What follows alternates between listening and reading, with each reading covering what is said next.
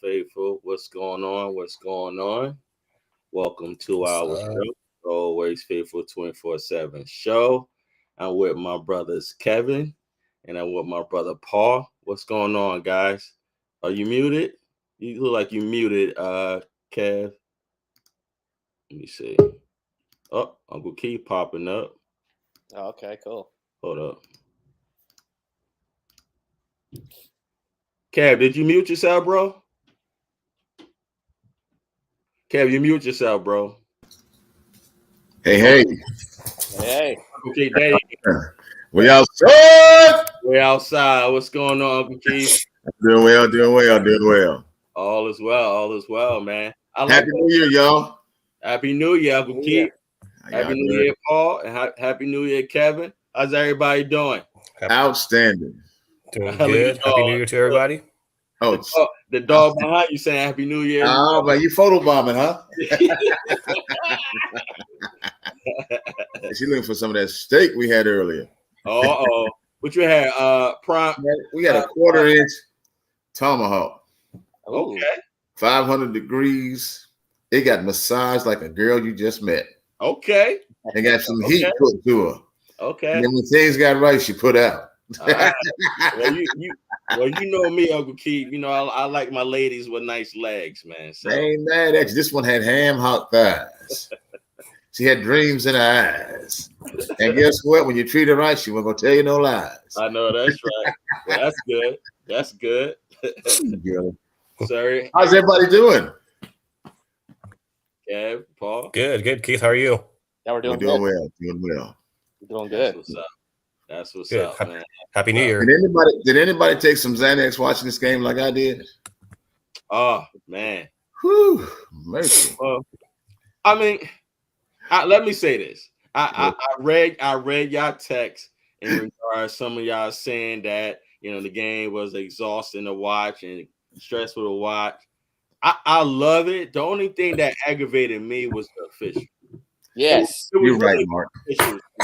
You absolutely. It was some crazy officiating. I mean, we can't expect our defense to play lights out all the time. Mm-hmm. You follow what I'm saying? I mean, we're on a 9-game winning streak. You follow what I'm saying? And they admitted, especially Fred Warner, they admitted they made mistakes on a defensive end. However, to answer your question, man, I would say no on my behalf because I was at the sports bar with my mother. Right. It was a lot of 49er fans too at the sports bar. But yeah, the answer to your question, no, I don't know about Paul and Kev. What y'all got?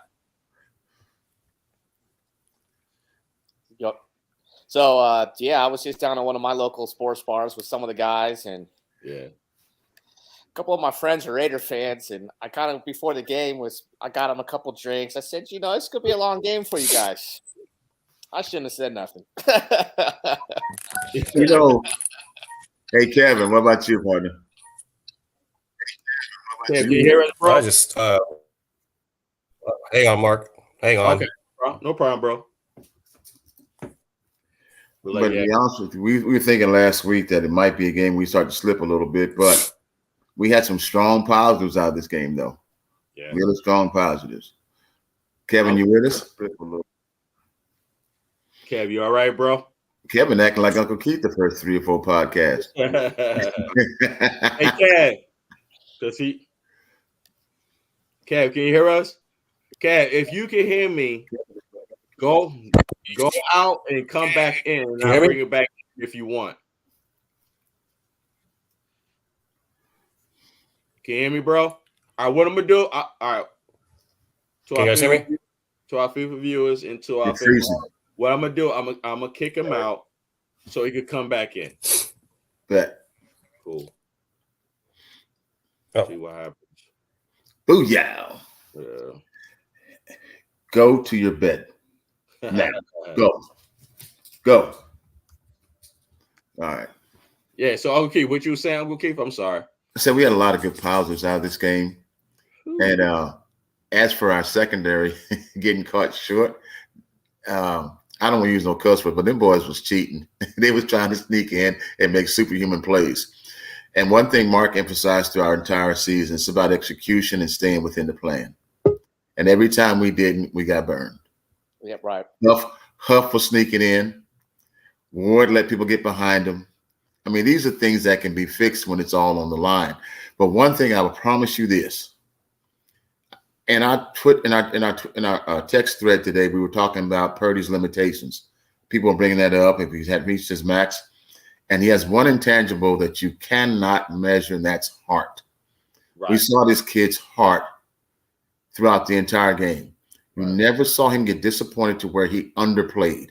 Right. You never saw him quit on a play. Right. And I respect that so much. I think we lost Paul too. Either that or you stone-faced. There we go. Okay, cool. Yeah. Yeah, sometimes, Paul, it seems like it's a delay on your end. When we be talking, we be asking what you think, and you be sitting there. So I don't want to be rude. Like it seems like you having a delay, but as long as you good, you can hear us, though, right, Paul? Yeah, we're good. Yeah, we're good. Okay. Oh, cool. Paul, you ought to play poker. You got a stone face sometimes. Yeah, you do, bro. I do play poker. Okay. See, I don't know. I told you I can call him. Yeah. Yep. I don't know what's going on. My bad, guys. I don't. You good? There you go. Hey, that's real time. What's going on, player? Hey, sorry about the miscommunication there. It was like everything was like slow and everything was like lagging. And my bad, guys. Yeah, no problem, man. All right, how you feeling? Good. Just the weather's off the bloom today. Where are you? I'm in Chico, California. Oh wow. Yeah. Is it cold there? It's raining. Yeah. Okay, I got you. Hey, We had 6 inches of sunshine and 83 degrees today.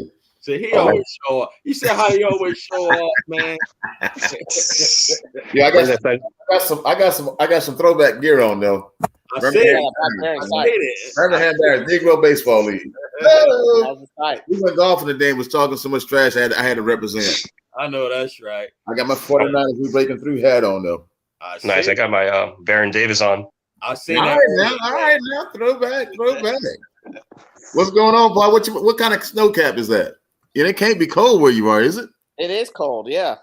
Where are you? I'm in Northern California too. I'm about 2-3 hours away from Kevin. I forgot how big California is. Yeah. It's like 3 times on. It's been cold. We got a little storm coming through, so I'm just in my sweats and beanie. I got you. Yeah. So this is some of that This is some of that Florida water. Okay. I know that's right. They squeeze grapes in it and let it sit for a year or two.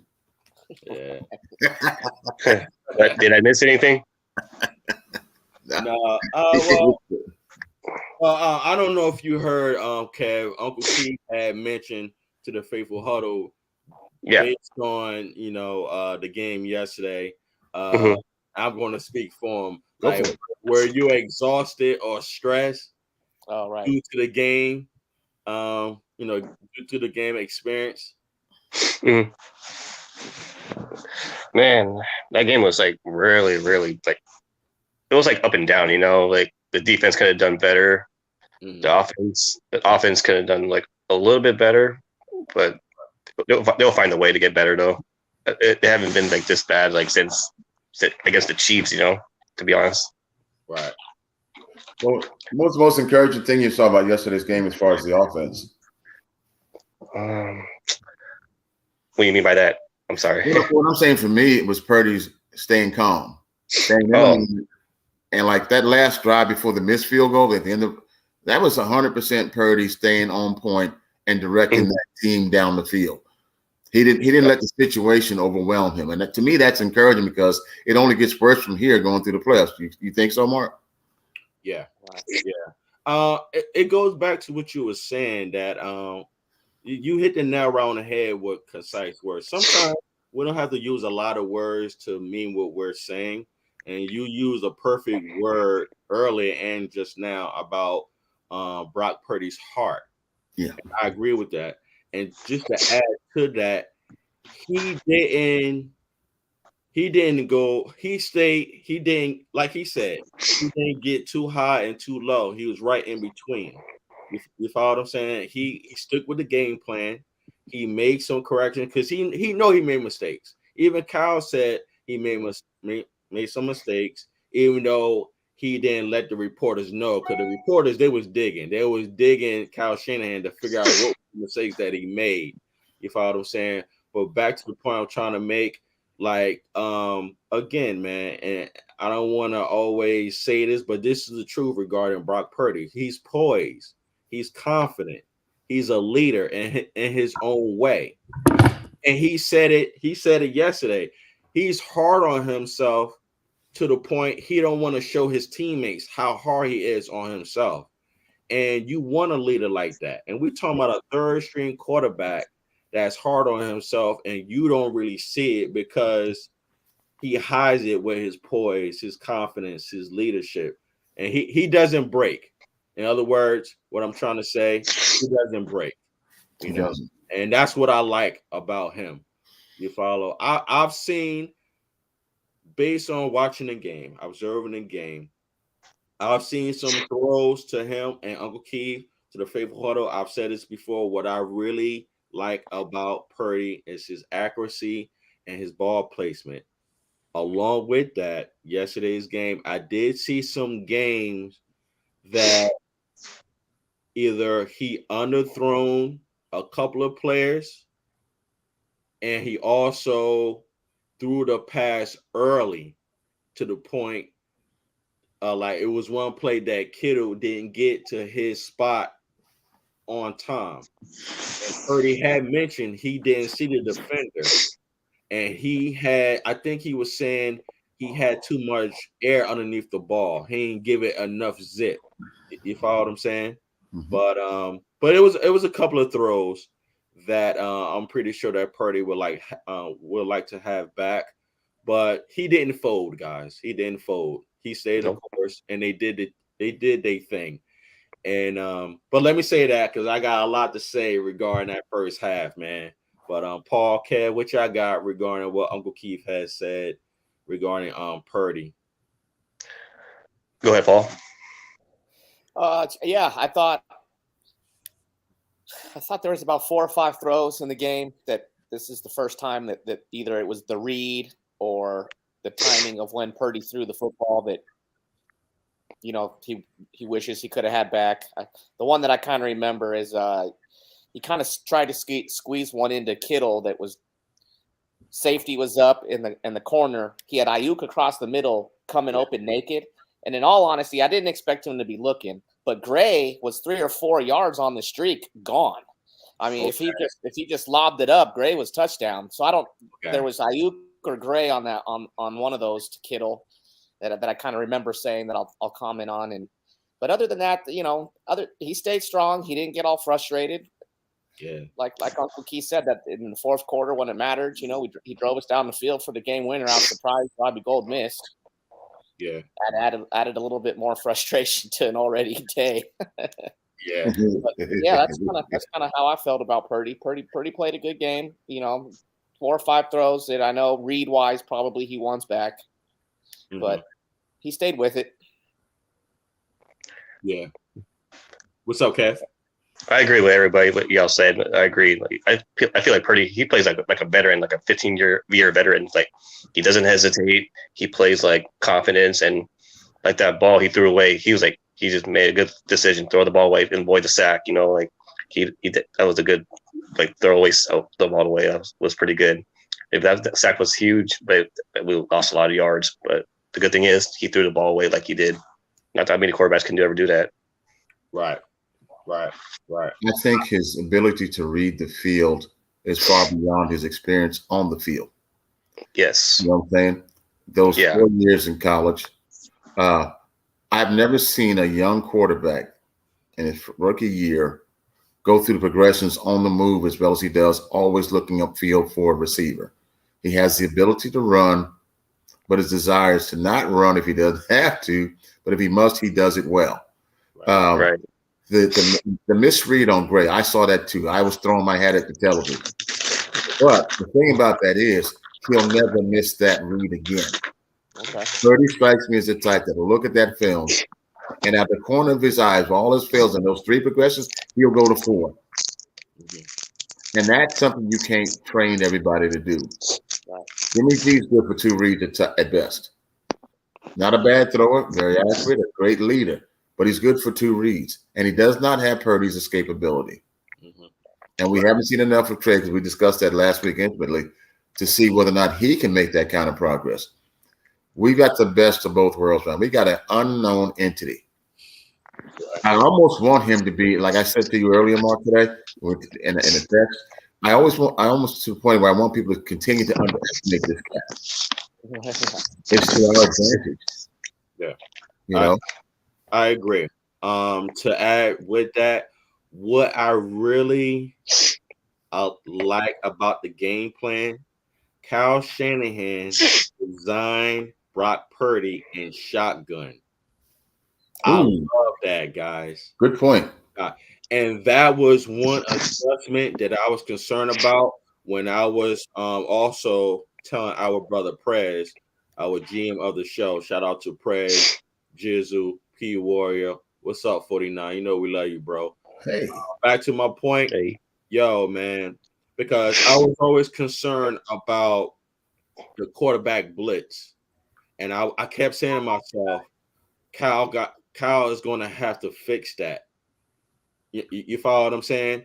And when I was watching this game yesterday, and I was watching how Kyle had Purdy in shotgun, I said, yes, this is what he needs to start the rhythm going. You follow what I'm saying? Because being that the defense is like they had at least 4 games of Purdy on tape. I'm pretty sure they was watching those blitzes. So for Kyle Shanahan to start his plays with Purdy and shotgun, I think was the best move. You follow what I'm saying? I don't know if y'all noticed it, but I noticed it was a lot of plays with Purdy and shotgun, which was great. To add to that, our offensive line, guys, our offensive line has been playing lights out. They only allowed 5 pressures yesterday. That's it. 5. And I talked to someone earlier today about the offensive line, and everybody's been harping on McGlinchey all season, justifiably so most of the time. But I'm going to say something I was saying about Trey before the first game started was a mobile quarterback with the ability to escape will help the offensive line gel. And inadvertently, that's what we got in Purdy. Yeah. If you can delay but not have to hold a superior player to you, you can buy your quarterback just enough time to escape and continue and extend plays. Purdy's strength has been in extending plays. Right. And you keep pressures off of him because he's aware of what's going on in front of him. Yeah. He's not afraid to step up in the pocket. I love that. Right. You can't teach that. Right. You don't have to always run to escape pressure. Now, being that you said that, Uncle Keith, to our faithful Huddle and to our faithful viewers, I want to show some love to our viewers in the chat. Jesus, shout out to Jesus. He says, "Now in the gang, what's up, Jesus? We appreciate your love and support, Jesus." Our brother Adam Castrillo, what up, bro? Finally. Finally. Field goal. Finally. I don't know why he's saying finally, but I'm pretty sure I'm good with it. Why he's saying finally. Our brother 49 said, "What's up, family?" 49. Yeah. 49. We outside. Absolutely. Appreciate you, 49. Adam says we battle tested boys. Yeah. I think that was a big test. Battle tested boys. Big yeah, test. Absolutely. He said we needed that. Absolutely. We need to be tested. Yes, absolutely. Absolutely. And you know what? Nick also said it best. The NFL will definitely humble you 100%. Absolutely right. That's why I've always said that we never should overlook a team based on their record. And Uncle Keith, I don't know if you remember what I said. I was saying, like, yo, and I think Paul, I think you was listening too. Like, yo, I said the Raiders gonna bring it. Yeah. I knew he was gonna bring it. I knew it. Raiders always bring it for us. Always. Yeah, I agree. Adam says, guys, someone died on the field. CPR. I hear that. Is that a question? He got a call that's going on in tonight's Bills at Bengals game. The game's been suspended. It's going on right now live. Hold on, say it again, Paul. That's going on live right now on the game, Bills versus Bengals. The game's been suspended because of that. Someone's on the field down right now, and they got medical attention going on. Get out of here! Yeah, it's live right now on the Bills Bengals. Yeah, I've been paying attention to what you guys have been saying, but I did notice it kick off, and I don't know what player it is, so I can't speak on the player. Wow! Yeah, we gotta. What channel is that on? ESPN, I think. ESPN. ESPN. Wow! It's on NFL football. Hold on, partner. Our thoughts and prayers go out to that player. It's a player, right? Yeah. Matter of fact, they've cleared the sidelines. They did what? In the locker room. They've cleared the field. Oh, I see now. It's cleared the entire field. Many teams on the field. Wow. Even 49. Player to the Bills player. Wow, I think he had a heart attack. Oh. Damar Hamlin. That is. Who is it? Damar Hamlin. Oh, no. Wow. Cornerback. He collapsed on the field and received CPR. Oh, it's coming up on my feed now. Hold on. Yeah, I'm on ESPN right now. I'm checking it out right now. Yeah. I got TV commercials on my end, but my NFL Network feed is kicking in. Thank you, Nana Empire Always podcast. Said ambulance went to the field. Thank you for that update because I'm not watching the television. Thank you, Nana Empire. Wow, that's crazy. Yeah, it is. Are they gonna reschedule it to next week or next weekend, or what are they gonna do? They'll play it. It's just I don't know, Paul. Well, actually, I know. Good point. Actually, yeah. Who knows? Actually, I don't know. They better keep the same score till next whatever they decide to want to play again. How do you play after your teammate? Yeah. I was just kind of in my mind. Just just out of respect to the family, no less. Right. Yeah. This is still a game. Uncle Keith, I agree with you, and I'm thinking about what Kev said. It's a possibility. Okay. In other words, they would delay it for a while. Yeah. You follow what I'm saying? But it's a possibility. I mean, do I think they should stop it? Yes.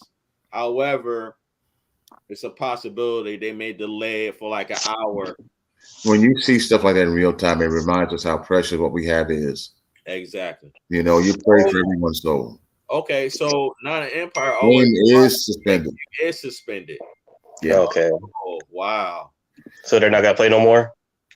No, that's it. That's a wrap. Well, they're not gonna. Well, if it's suspended, Kev, they cancel it today and reschedule it. Right. Because they got to reschedule because being that this week is the last.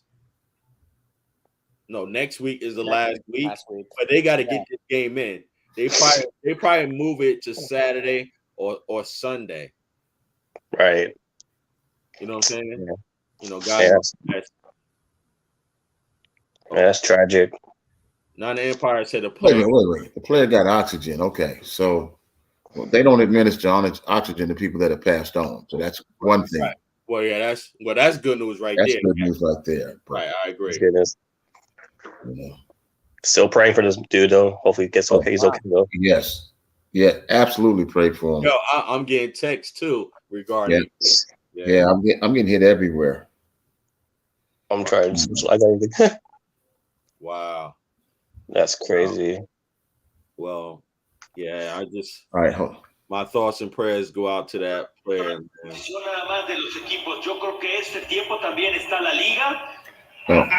Sorry about that. I'm not going to. I'm about to say, okay, when you start learning to speak Spanish. I know. You've been holding out, man. Yo, Paco, check it out, man.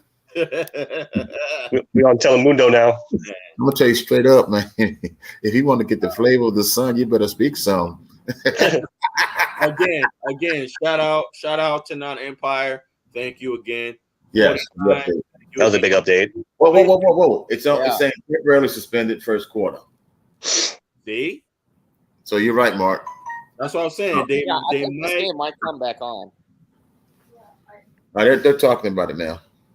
Oh man! Right now, I'm reading the ESPN article right now that they said that injury took place after Hamlin tackled wide receiver T. Higgins and he got up quickly after the tackle, but then he abruptly collapsed it. Then with the athletic trainers coming to help immediately. Wow, it's crazy. Booker McFarland saying all you can do is pray for this guy right now. Absolutely. He's on his way to the hospital. Yeah. And well, you know what? CPR on the field for 10 minutes. Huh? They gave him CPR on the field for 10 minutes. That means they did life restoration process. I mean CPR. Yeah. If you do 10 minutes and then administer oxygen and be able to transport him, I don't know. You know, you have to be there, but God bless him. No Yeah, kidding. Absolutely. God bless him. And again, thank you all for keeping us updated, and I thank y'all too because I don't have no TV with me, you know. And, I got the game on in front of me, but I wasn't really paying that close to attention. I just cut it on just to see if there was any bylines going in. The word, according to the NFL, is temporarily suspended in the first quarter. After Damar Hamlin collapsed on field. And you see what Nine Empire. The players were crying. Yeah. Of course they were. Yeah, because that's a normal reaction. Normally, and I don't know how it is, but I'm guessing normally if you see a player that's struggling to breathe or that's breathless or not breathing. Yeah. Because I've had a situation where I had a friend to the point that had asthma attack, and I ain't know what to do. When you see someone trying to breathe that has an asthma attack, you just try your best to help them out. But anyway, right. But anyway, as a combat medic, I brought people back. I feel you. All right, and let me just say this to you: CPR is effective, necessary, and you got to be committed. And these cats that are doing it at that level, are the best of the best. And if they can get that heart going and keep that brain functioning going, you got a chance. And, you have a chance. Absolutely. And make sure he don't close his eyes either. Amongst a host of things, but if there's nothing obstructing his breathing, the real thing is chest compressions. Keep that blood flowing. Right, I agree. I agree. And I'm just going to tell you something straight up, man. A professional athlete like that, something happens like that, the stronger you are, the better health you are, the better your chances. Let's just say that. If you're 450 pounds and you have a heart attack and you're sitting in your recliner, you probably ain't going to make it. Yeah. I hope all is well. Yeah. Prayers. Yeah. What I'm going to do, I'm going to respect all our viewers. I'm going to continue on going forward with the show. Let me start with this, guys. I'm going to start with the news. Okay. As you can see, to our faithful viewers and to our faithful Huddle, maybe about an hour ago, maybe an hour and a half ago, it's been reported. I seen a report from David Lombardi. Shout out to David Lombardi. He mentioned that Christian McCaffrey is day to day with a mild ankle sprain.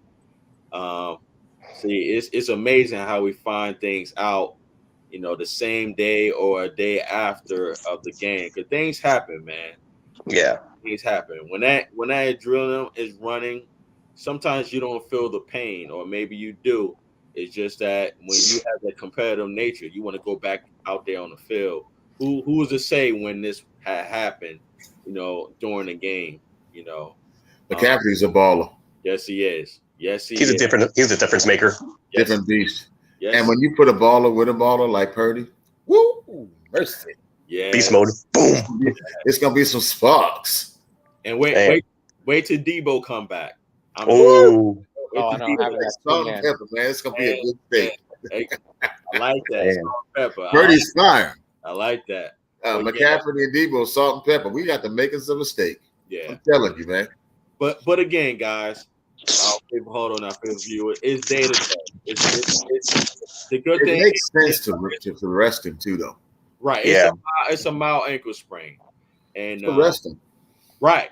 And bring Debo back. Let's get Debo some real hits, some real touches. And when he put them both together, they game ready. Yeah. The real deal starts here. I agree. It's like finding a stack of $50 singles at a strip club. Yeah. You ready. I agree. So to the faithful Huddle, I want to start with our brother Paul. let's just say if they do rest Christian McCaffrey, do you think it's best to start Jordan Mason, Tevin, Coleman, or just Jordan Mason and TDP? What you think, buddy? I think TDP starts. Jordan Mason's still dealing with an ankle sprain too, if I'm not mistaken. So I don't know if you just want to have him out there taking all the full reps. I got you. So right. So you probably start Pierre, have him go, and let both running backs kind of sit back for this last week. Good point. Oh, good point. Kat, what you think, bro? I think we should rest McCaffrey because he's been doing a lot of work. He's a hard fighter running back for this team since the trade. But we have a lot of talent in our backs. But whatever they decide to do, we'll keep fighting for that number 1 seed and go for it. But I think they should rest him, and no matter what, to be on the safe side for this team. You don't want to risk your player to get hurt. Plus, especially playoff is coming up pretty soon. Yeah. 2 weeks. Okay. Yeah, and I heard what you said earlier, Uncle Keith, regarding Debo. They were scheming him in the running play regarding Debo, but being that his true position is a wide receiver. So my question to you, would you? And Paul made a good point. That is a good point regarding Jordan Mason. What do you think, O'Keefe? All righty, I'm gonna change things up a little bit. What's up? You talking about Hart? During preseason, we talked about changing the character, the attitude of this team. We talked about it with Drake. We talked about it with Mason. We talked about it with a lot of players about having more aggression and being a hardcore team. Let me tell you something about Mason. Limited use or not, when he hit the pocket, he hurt folks. He's a beast mode. Yeah. Put him out there and limit and get him some more hits, some more reps. When Elijah comes back, when Debo comes back, when C-Mac comes back, they still in the back of their mind got to deal with Mason. Mason is a gamer. I've been saying it all year. Put Mason in there, put TDP in. How many players did one-off plays last game? Think about it. TDP. Right. Juan Jennings got a couple one-off plays. Mason got a couple one-off plays. This team's strength is an abundance of riches. Put them all in. Mason, you'd have to drag out on his shield. He's one of them 300 kind of cats. And since we don't use him when we have the other guys anyways, get him his hits. Right. Let him do this. He's not going to hurt you. Mason don't drop the ball, and he hits the pocket hard. He's a fighter. Game, he dragged 3 tacklers 6 yards with a bad ankle. That's hard. Right. That's what's made the difference between us being 3 and 4, 12 and 4. Right. Hard. So what running back would you start? Mason. Yep. But see, when you say start, it's running back by committee this week, no matter what. Right. That's true. So but let's make it situational. I agree. I agree. Well, my thing is, I'm sorry. Go ahead. You good. That's on me. I don't mind him playing. It's just that, in other words, maybe I should rearrange the question. Okay. We need a starting running back if Christian is sat out this weekend. The thing is, okay, let me put it like this. Who would we rather have the bulk of the carries as a running back? Because who? None of them. Running back by committee. Everybody gets about 7 or 8 carries. And I'll tell you why I say that. Right now, we've got the number 2 seed sold up, right? Yes. We're going against a team that has basically had a rough time and is not going to bring it like the Raiders did. No. All right? Right. And we got players that are coming into their own and have been developing all season. Mm-hmm. Mason's going to fight like he did in the preseason to make this team. Right. He basically did it in the pre-games. He showed what he's capable of doing, the potential. Right. Debo, how many games has he been out? 2, 3. 2, 3 games, right? What's one thing about Debo? The more you hit him, the more touches he gets, the better he gets, right? Right. So now the closest thing you got to a C-Mac and Debo combination is Mason and Debo. Right. TDP, when you see him in the backfield, you know it's going to be some sort of option play, right or wrong. Right. Okay. Now you can put Mason and Debo. You can put TDP and Debo. You can bring Ron Jennings in. You got so many options. This is one of the great things about this team. It's an abundance of riches. Let's just say that Mason starts to come up a little gimp at the end of the second quarter. Who can you plug in? Yeah. So, Mark, I understand the point of the question about who has to have the majority of the carries, but my premise is this: we have enough that are enough to play to not have to worry about who takes the bulk of the carries. We will not have a C-Mac on the field next game. Let's just say that. That's my answer to your question.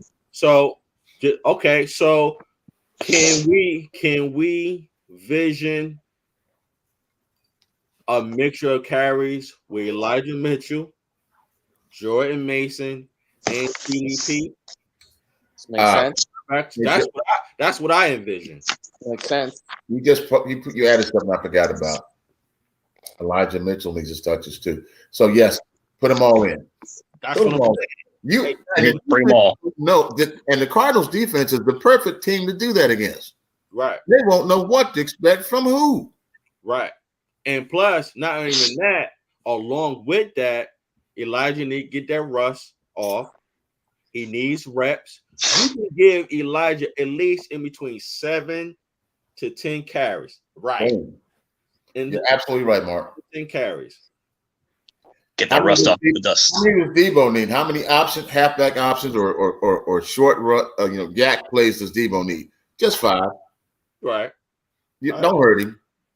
Let him work up to TDP. Let him run 5. How many running plays did we have last game? You got the stats on it? 27. Boom. How many plays are we talking about? TDP, Mason, Mitchell. 7. TDPs. 7 players. 7. McCaffrey had 19 carries. Brandon Ayuk had 1 carry. Mason had 2. Mason had 2. 2 for 20. Had 1. 1. TDP 1. I'm talking about going into the next game. How many run? So we got 6 people, 5 people eligible to carry the ball. Oh yeah. Take McCaffrey out. Say it again. Take McCaffrey out. Add Debo back in. Add Mitchell. We still got 7 running back people that can run the ball. Right. Mitchell, Mason, TDP, Juszczyk, and if we activate Coleman, that's our 5th weapon. I think you hold Coleman back. Huh? I think you hold him back. You don't need him. It's a possibility. Yeah. I mean, how many carries has Coleman had this season? Like 2 or 3. I can't really remember because it was. And Mason's had more carries for more yards more effectively than Coleman has. Yeah, but the way Kyle uses Coleman, Kyle uses Coleman like Debo and McCaffrey. Like a receiver type? But in saying that, you already got Debo and McCaffrey. Right. That's too much redundancy. Sometimes you can overplay a good hand. Right. All right. And Mason is a smash mouth runner. And there are some situations where you need what? Somebody that can drop them shoulders and plow through. That first down play he made, he went with the pile and drove it 6 yards. Right. You can't buy that. How many times in the red zone did we not go 3 yards or 2 yards? Right. Yeah. You got to have that Earl Campbell. Gotcha. Yeah. Well, Mason, he's definitely a closer. They gave him. He's definitely a closer. But I don't want my bad, Kev. What you gonna say, bro? Just like that touchdown he made, and he went off beast mode right there. Yeah. I mean, people moved for him. They moved him like he had the first ticket in line. Yeah. You know what I'm saying? Yeah. You don't want to be next in line when we got one hot dog left and he behind you. Mason gonna get that hot dog. Yo. And that's what we need. Yes, we do. Yeah, man. I seen some really nice plays yesterday, but I don't want to get sidetracked. Let me continue with the news to our faithful viewers, faithful Huddle. Move right along. Aaron Banks, we've seen what happened to him. Yeah. He will be out this week, guys. And to our viewers, Daniel Brunskill is gonna plug in for him this weekend at left. Brunskill been stepping up. Yeah. Yes, he has. Uncle Keith, what I like about Brunskill, real quick, Brunskill gonna play all 5 positions. All 5, guys. Yo. There you go. You follow what I'm saying? So you're on point, Mark. You're on point. Right. But you know what? But honestly, also, it's good news regarding Aaron Banks. I have enough space to put it on our screen, but they were saying it's good news regarding not as bad as they thought it was. Right. So, but he's going to be out. That's good because he didn't look good last. Right. Yeah. Right. And he was walking. He was in the locker room. I don't know if you've seen the presser when they were talking. I did too. Banks had walked right past. You know what I'm saying? So if you can walk on your own 2 feet, you'll be good. All you need is love. I mean drugs. now I'm sorry. Now, so we know that Daniel Brunskill is going to plug in for Aaron Banks. Aaron Banks has been playing lights out. Right. You got something to say, Paul? My bad, bro. I don't want to be rude. No, I was just agreeing with Brunskill sliding on in. It's fine. It's not a big downgrade really at all. Yes, sir. Yes, sir. So move right along. Dre Greenlaw. Shanahan said it's a possibility that he may not miss this game against the Cardinals. However, like I said, I couldn't fit everything on our panel on our screen. However, regarding his injury yesterday, they're still waiting on testing results, but hopefully they'll have it by tomorrow. Hey, Mark, can I share something with you though? What's up, bro? Shanahan's one of the most strategic minds in football. Talk about it. When you find what you want to do as a coach is create uncertainty. This is the week you want to say you're resting players and laying them up without saying you're resting players and laying them up. Yeah. So I don't think anything I've seen on this whole byline is something of great concern that a week off won't fix. Right. And I'm happy with that. No, let's not everybody know our secret, but it makes sense to rest the people we're talking about resting and letting them get better. We've already done. Think about this. 6 weeks ago, did we ever think we would have a 2 seed locked up with 1 game to go? No. We didn't. No. 2 games in, we didn't think that. We were hoping. Now we got it done, and the possibility, based upon what may or may not happen in Philadelphia, of getting the 1 seed. Sacrifice your team to do it. I'm sorry, that was me. During that time, Uncle Keith, real quick, to answer to your question, it was only 2 things I was concerned about, which I always be concerned about, is 1, our team had to find and get back to our identity. Our identity has always playing fast and physical. That's why Kyle always gets wide receivers and running backs that have speed and that's versatile. That's on offense. On defense, it's the same thing. Well, second, I want to lose track. You're good. I'm sorry. The second is just playing consistent. Okay. Find out our identity, and once you find it, just play consistent. That's it. Yeah, Uncle Keith, my bad. I only want to say one thing about a team that's as disciplined as this. You must have quick strike capability, and that's the biggest asset that Purdy brings to this team. Right. More so than any other quarterback we have on this team. Right. He goes over the top. He hits in stride. How many receivers have had to turn around and wait for the ball? Not very many. Yeah, there are a couple of plays on the out when he's scrambling. That's one thing. But on the design play where he's executing perfectly, he leads them and puts it in the breadbasket. Yeah. He really does. And that was my biggest challenge with Jimmy G sometimes. Without this capability, he can't exercise his great because his arm is great. Yeah. We just never got a chance to use it without being under tremendous stress. Yeah. Hey, Paul, did you see those 2 passes to Kittle? Touchdown passes? Both of them, yes. Were they not dimes? They were dimes. Yeah, especially the one on the left. Yeah. They ain't a whole lot of quarterbacks can dime it like that. Under stress. I like the route complex. I don't remember which receiver. I don't know if it was Ayuk or Jennings. It was someone Ayuk. On the outside ran that deep in, took the corner, and then left Kittle with the safety, took that out, and then threw it right on time and then up right on in. The zone that doesn't work, but in man, it was a perfect design. Right. I agree. You hit the nail right on the head when you say zone. It may not have worked if they was in zone coverage, but man coverage, yeah, it worked. Yep. Clears out that outside when that corner goes on the inside. Right. Is that the play that Kittle had snuck behind him in the end zone? No, that was the second one in the second half. Okay. Right. Because that's the one I was really impressed with. When Kittle had stuck behind the end zone, because I'm telling you guys, I'm being honest, and I've always been honest. When Purdy went to his left and he threw that ball, honest to God, guys, I thought he was throwing the ball out.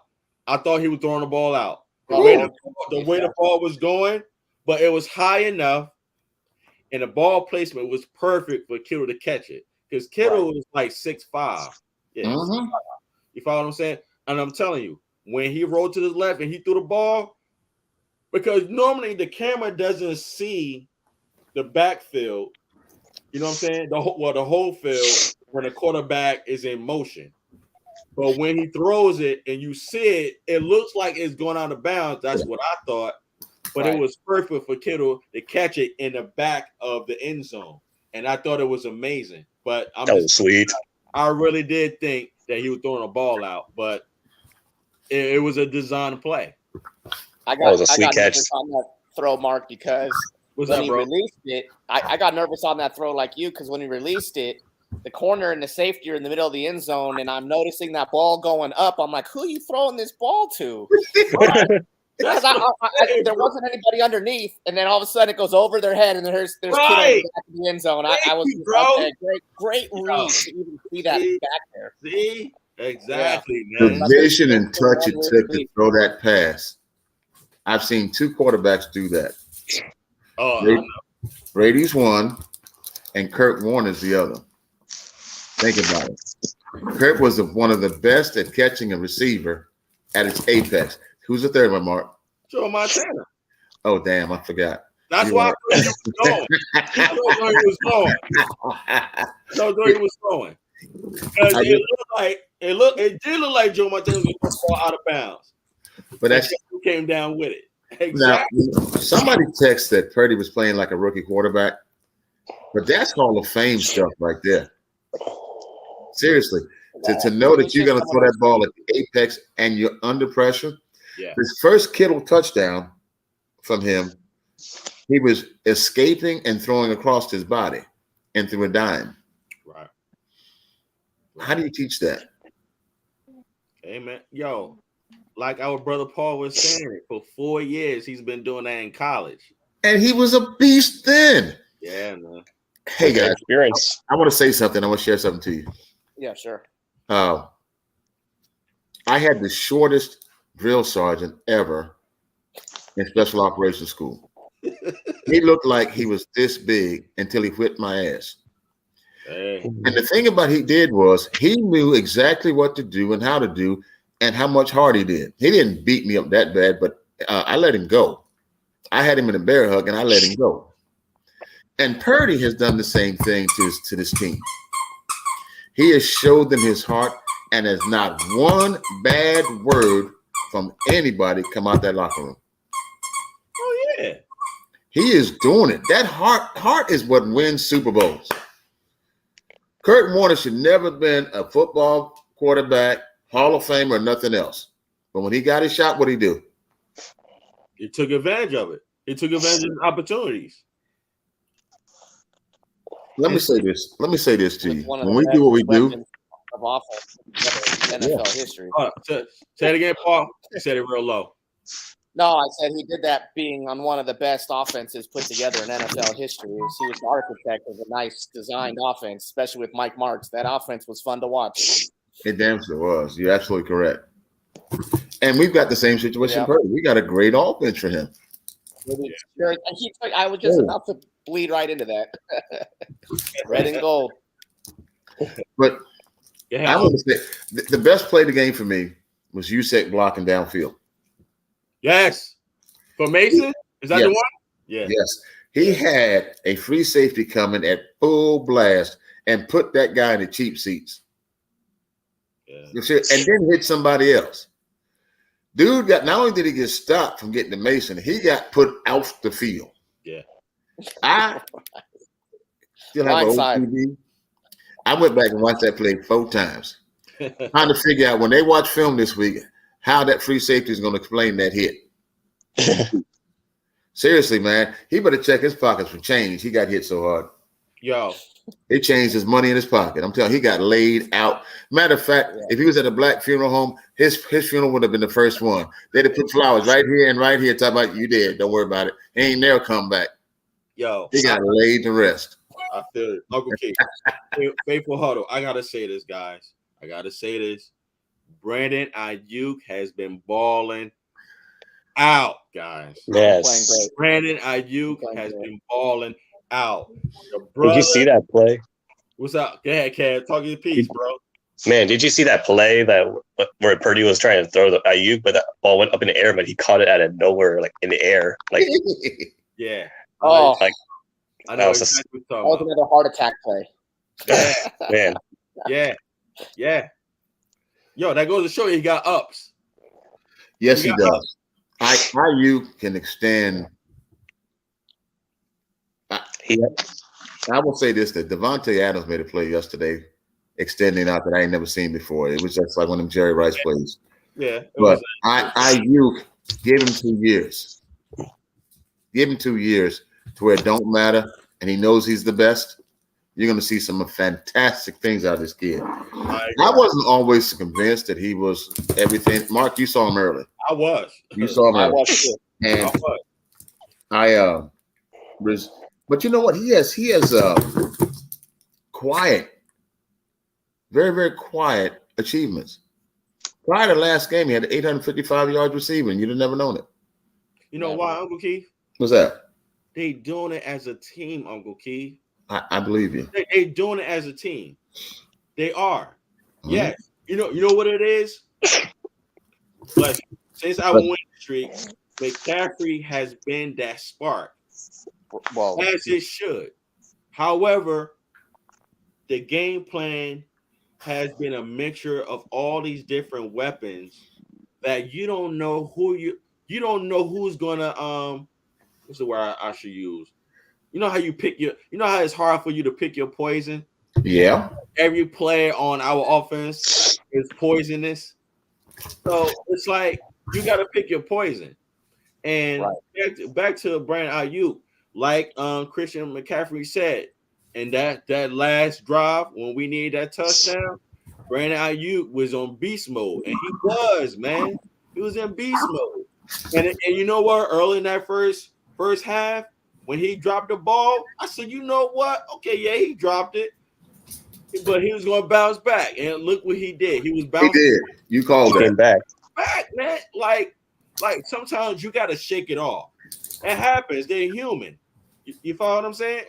And one thing about an athlete, when you want it bad as they do, they know, like, okay, Kyle Shanahan's gonna come back to me. Mm-hmm. You know what I'm saying? Because Brandon Ayuk that he was concerned about Kyle Shanahan coming back to him, and he said, rightfully so. You follow what I'm saying? Because you gotta build trust with your coaches, rightfully so. You feel what I'm saying? Because when your number is called, you got to execute. But the good thing about it, Kyle Shanahan didn't give up on him. He kept delivering him the ball. You follow what I'm saying? Just like with Robbie Gould. When Robbie Gould missed that 41-yard field goal, he came right back to him. You follow? But his plant foot, to his own defense, slipped on the heel. Did it? Yes. It's I very see that. subtle. It's very because your foot comes in like this, and if you hit the heel, the edge, you're not flat, and it causes your leg to splay. Yeah. That was an honest miss. Okay. It wasn't, I mean, because it was far enough, but his body was angled because if his leg slipped. Yeah. But I'll say this much also: Ayuk's got 956 yards receiving. Yeah, he needs 44 yards. He needs 44 yards. Absolutely. 1,000. And I'm hoping that he's let's get it for him. Let's get it for him. Yeah. He'll have that in the first quarter. Absolutely. He'll have that in the first quarter in the next game. He deserves it. He's going to break that record in the first play. Yep. And a lot of people play well as well. See, Ayuk's got that escape speed. You get him in the right. And I like what you said about Gray earlier, Paul. He was open.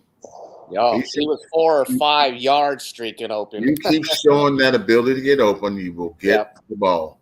Because a quarterback like Purdy with a 112.7 QBR rating, we'll see him. They'll go to film and he'll learn that eye adjustment. Next time that one-on-one eye, he sees that one-on-one. He already had the guts. Now he's got the parts. Come on, man. It ain't gonna take him long. No. Right. He'll see that in film and he'll adjust that in his mind, his reps, and he'll know for that left eye. He'll know to peek next time, and if it's a step, he's gonna let it fly. I know it's early in our show. This is my question to you guys, and I'm gonna answer my question first. There's 2 players on offense that get a game ball. There's 2 people on offense I would get a game ball to, and there's 2 players on defense I would get a game ball to. There's more, but I'm gonna limit mine to 2. Brandon Ayuk and McCaffrey. Yeah, I gotta give him the game ball to spark our offense.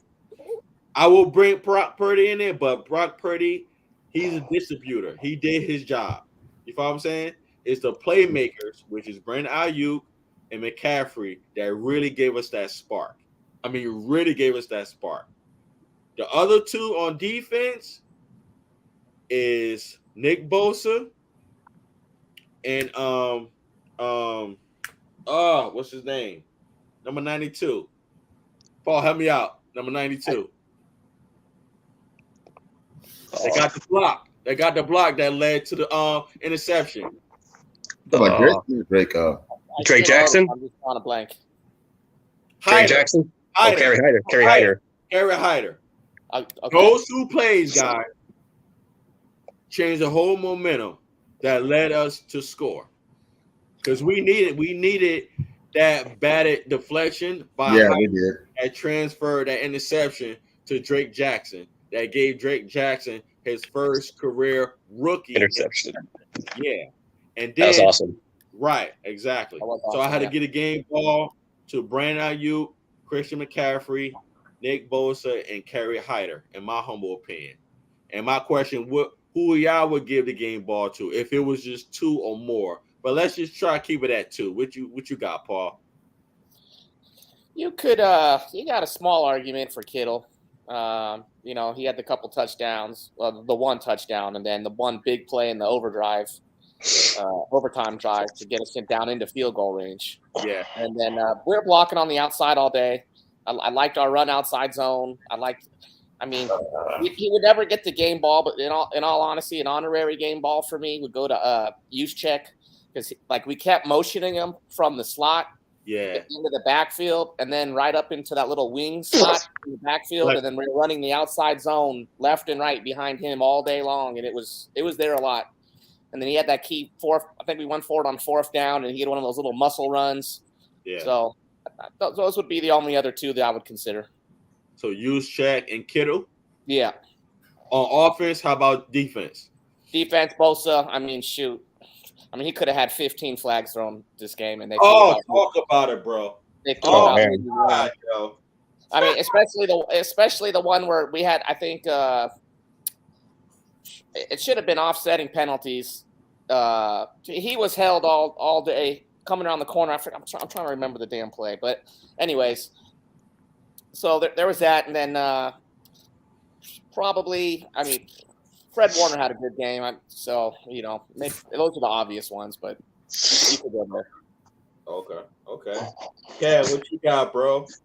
I think I say Christian McCaffrey and Brandon Ayuk, but I say they're really good key for our players. They're really on top of it. I agree with you, Mark. But Juwan Jennings and Ray McLeod, they play so hard too. Those two catches by Juwan Jennings, huge. Yeah. And Ray McLeod, he runs like a Debo. Yeah. That's the new Debo. Yeah, man. Then for defense, oh man, I want to say this, but I'm going to say, how you say his name, Tyshawn Gibson. Yeah. With that interception for 56 yards, that was amazing. I thought we were like, when I saw that overtime, I was like, oh my gosh, they got the ball from something. But now we got the ball back. He ran for 56 yards. We set that field goal up and won the game right there, just like that. Right. Yeah. And another one that I want to say is Drake Jackson too. Shout out to Drake Jackson for his first career interception. That was a big, huge. We needed that interception to get that ball back for us. Yeah, because honestly, guys, I don't want to. What about you, Uncle Keith? Because you ran past me like you wanted to speak. I had to think about it. Call that flag. You know what I'm saying? Gibson, Snyder, Bosa, for all obvious reasons, they were seminal plays. I got so frustrated for Bosa, I wanted to throw a flag at the TV. Yeah. I mean, he's got more things around his neck than Mr. T. He got more gold hanging on his neck than Mr. T. I'm gonna swear to God, I have never seen nobody get that many penalized. As a matter of fact, he gets held so much they look at it as a standard play, and that's a great compliment to both. Yes. I mean, that's just fact. Yeah, it's almost like that. Yeah. Now let's talk about offense. For me, it's kind of obvious to give it to Kittle. Great plays, great positioning, and I would lean towards McCaffrey, except for one thing. When we needed to drive down for the end of regulation, I never doubted Purdy for a second would get us in position to score and win. I never doubted it. And in overtime, I never doubted when we got the ball, he would put us in position to win as well again. So I got to give my game ball to Purdy. And I've stuck with him for this reason. The rest of the ones don't make these plays without belief in him. They don't. They don't make those plays. You got receivers laying out. You got running backs running harder. You even got the defense playing better because they believe we can win. And that belief came from the softest spot in our roster, which happens to be quarterback, no matter who wants to admit it or not. When we got a gamer, we started stepping up playing the game. Done. I respect that. I respect that, and I understand that. And if you disagree, we fighting. You know why too? I think we haven't been used to seeing the accuracy and ball placement from a quarterback like that, like this, in a while. It makes a difference, Mark. And real briefly, reason why I said Brandon Ayuk, because he needed to step up, guys. Since Debo been out, he needed to step up. And the thing is, he was going to step out. It's just that, okay, now's the time. There's been some times he dropped the ball and it was in his hands, but he didn't break mentally, and he stepped up. And this is what I'm saying. Like, he answered back because he had to. No doubt. You know, I mean, 9 receptions for 101 yards. That's pretty good. Have 4 receptions for 23 yards. I'm telling you, But I feel what everyone is saying regarding who y'all would get a ball to. Hey, man. But is Ayuk a key or is he the car? Purdy's the car. I think it's the other way around. Me, if you ask me that, I think Purdy's the key. Ayuk's part of the car. Yes. Purdy's the key. Literally, Purdy, Ayuk doesn't make any catches without Purdy being in position through his own escapability, talent and guts to get the ball to him. Right. And look, Ayuk didn't have to struggle to get the ball. The ball was placed. And when he dropped that ball, what I like about Ayuk was you saw that it disappointed him. Right. But see, that goes throughout the whole team. When your guy is laying out for you, you want to do what for them? Lay out. I agree. Hands down, I'm more excited about this team than I've been excited about a 49er team in a long, long time. Yeah. And it felt like we were so vanilla for so long. Shoot, now we brick and mortar. Let's tear some stuff up. Yeah.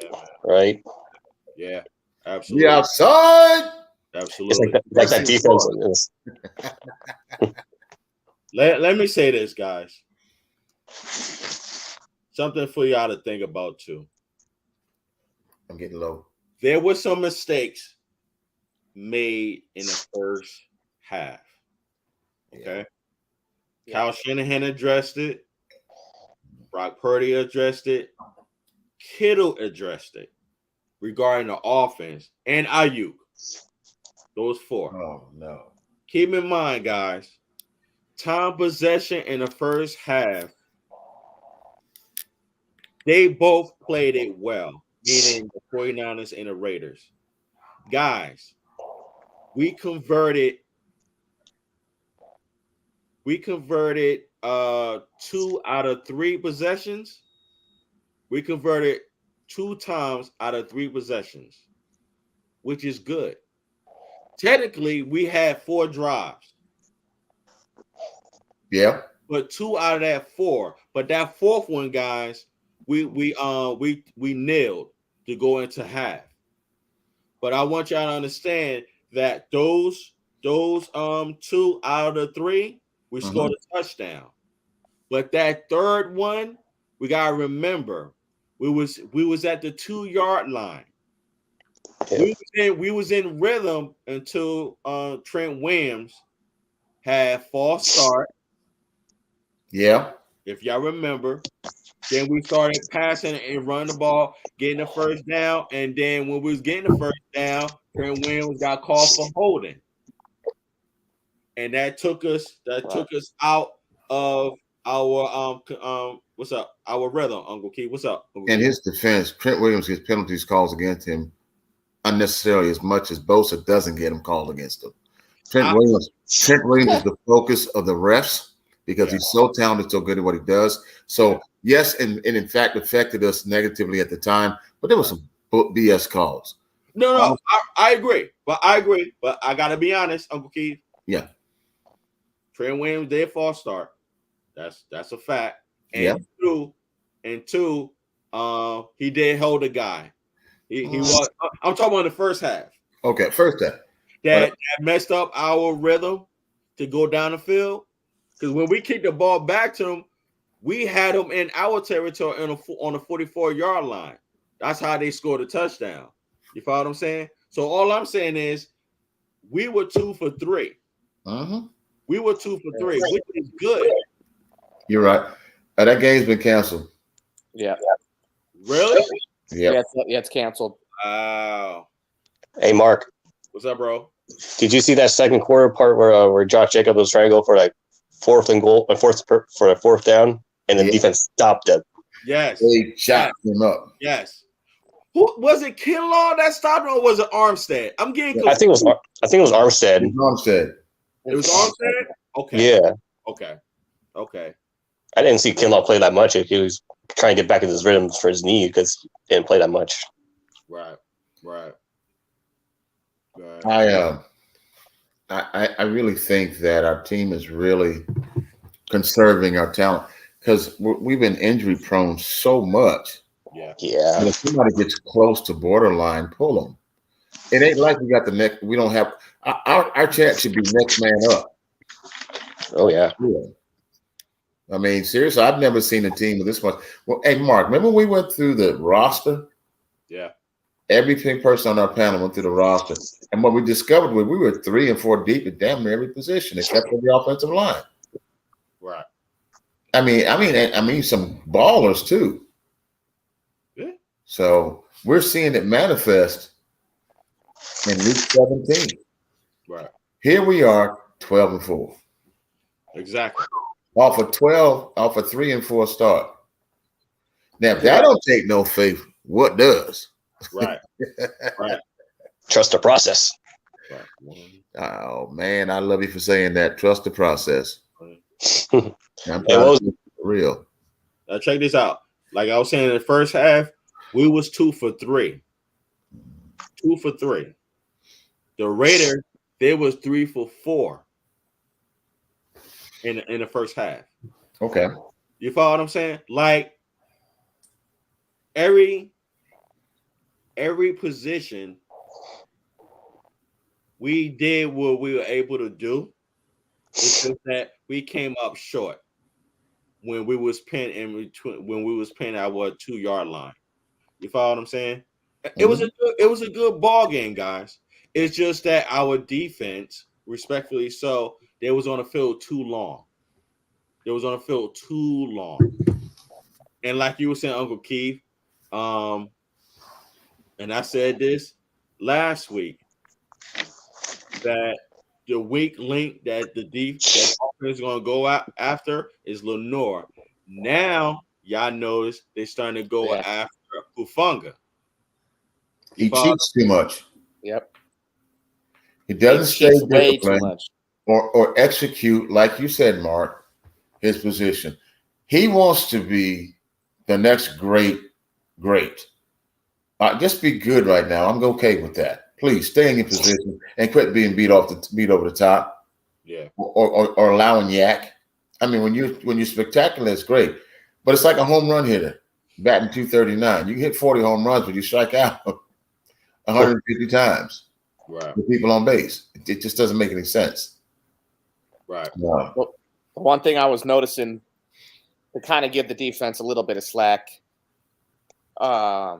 a lot of those 3rd down and 7s and 3rd downs and 8s that we blitzed on, we got caught with our pants down, I think about 3 or 4 times blitzing on 3rd down and long, where I was just like, stay in cover 2 or stay in cover 3. Shut them down. That's why you get to a 3rd and long. Yeah. You know why, Paul? They did not expect for Jarrett Stidham. That's his name, Stidham. Yeah, Stidham, yeah. Yo, he was the one with his legs. Kyle Shanahan said it. He was the one that burnt them. Yeah. It was 4 times on 3rd downs.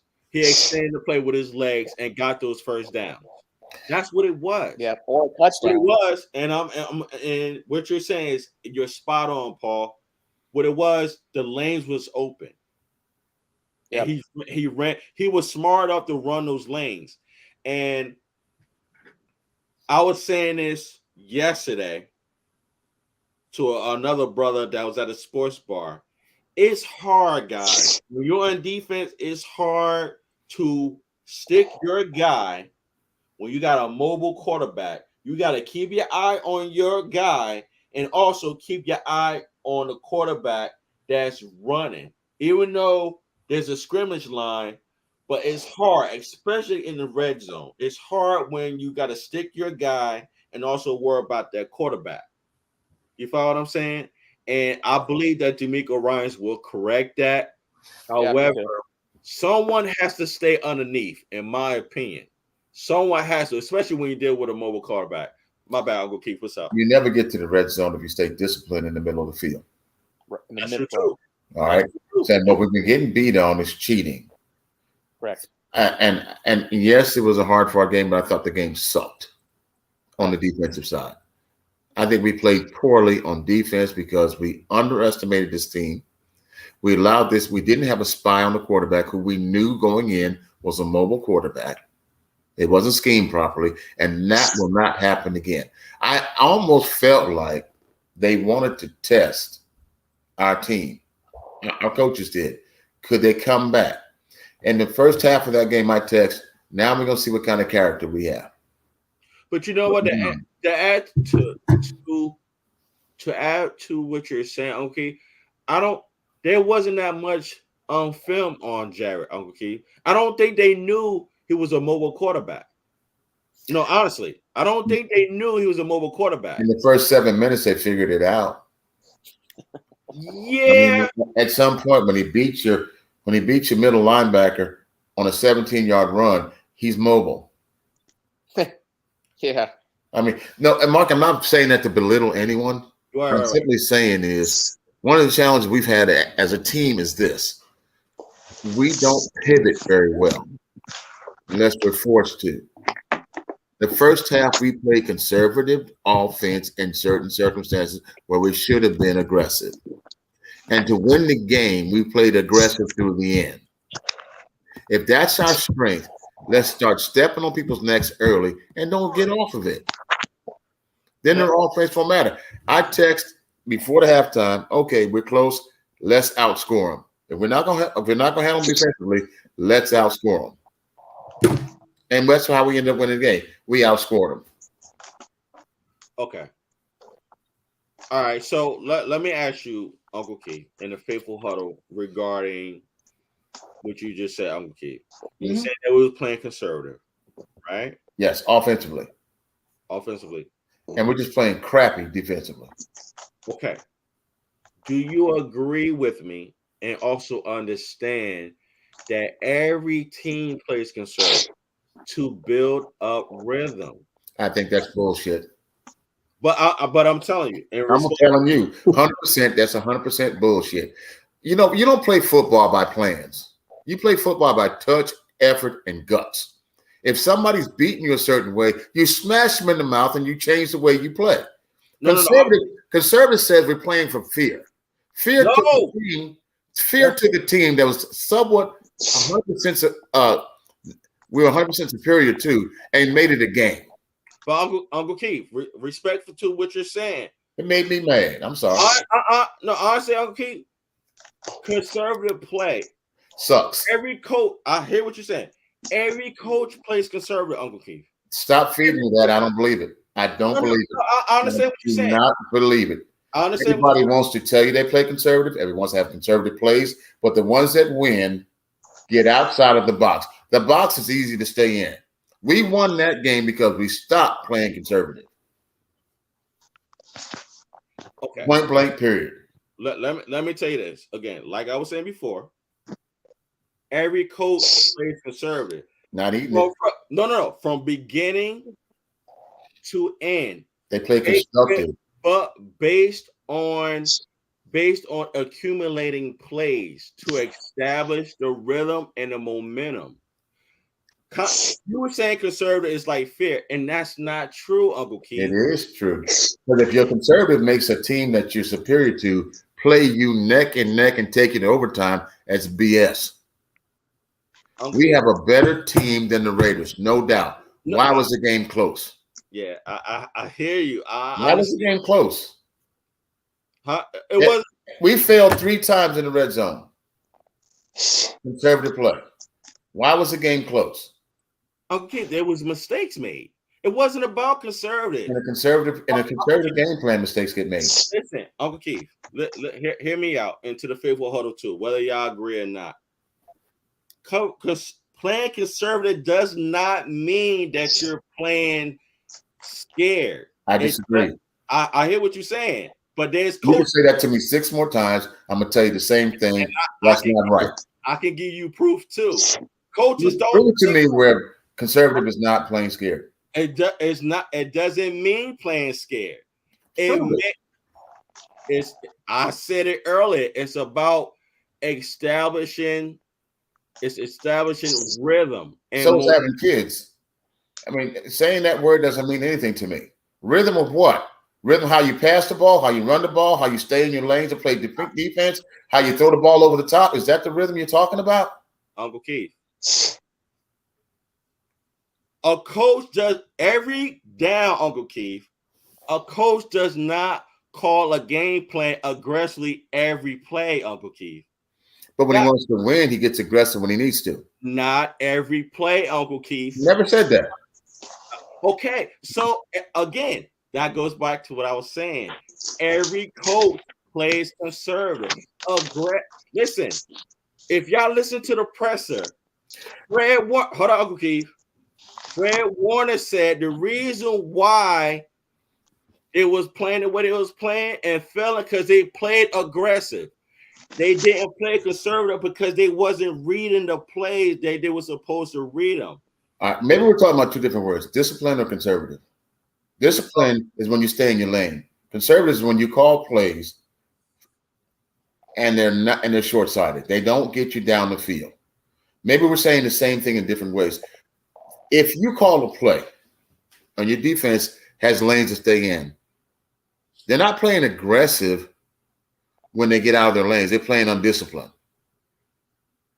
And Hufanga, Warner, Ward were not being disciplined. They didn't get to the quarterback. They didn't stop anybody. They just got caught with their pants down because they weren't where they were supposed to be. That takes discipline. That's not a play call. That's not the coach call. The coach didn't tell Hufanga to cheat and get beat. Did he? That's undisciplined. Which is what I'm saying. Conservative, I'm talking about is offense. I'm only talking about offense. But Uncle Keith, I understand that. But it's not playing conservative, Uncle Keith. It's factual, Uncle Keith. No, it's not. It is not factual. It's what you're saying. You cannot tell me it's factual if I can see in my own eyes it doesn't work. Football's an eye test and a score. Uncle Keith. What I saw this Sunday was us play conservative and kept the other team in. When we played aggressively on offense, we had to outscore them because our defense wasn't being disciplined. That's what I saw. That's the smell test. You can game plan it, you can pressure it to death, but what we saw was when we opened up the game, we got back in the game and won the game. Facts. That's a fact. Uncle Keith, you can't. Yes, I can. I'm wrong. Well, let me finish. Well, right. You cannot. Take a belt off. You say that word one more time. I'm gonna say it. I know. You can't and you should not compare undisciplined with conservative.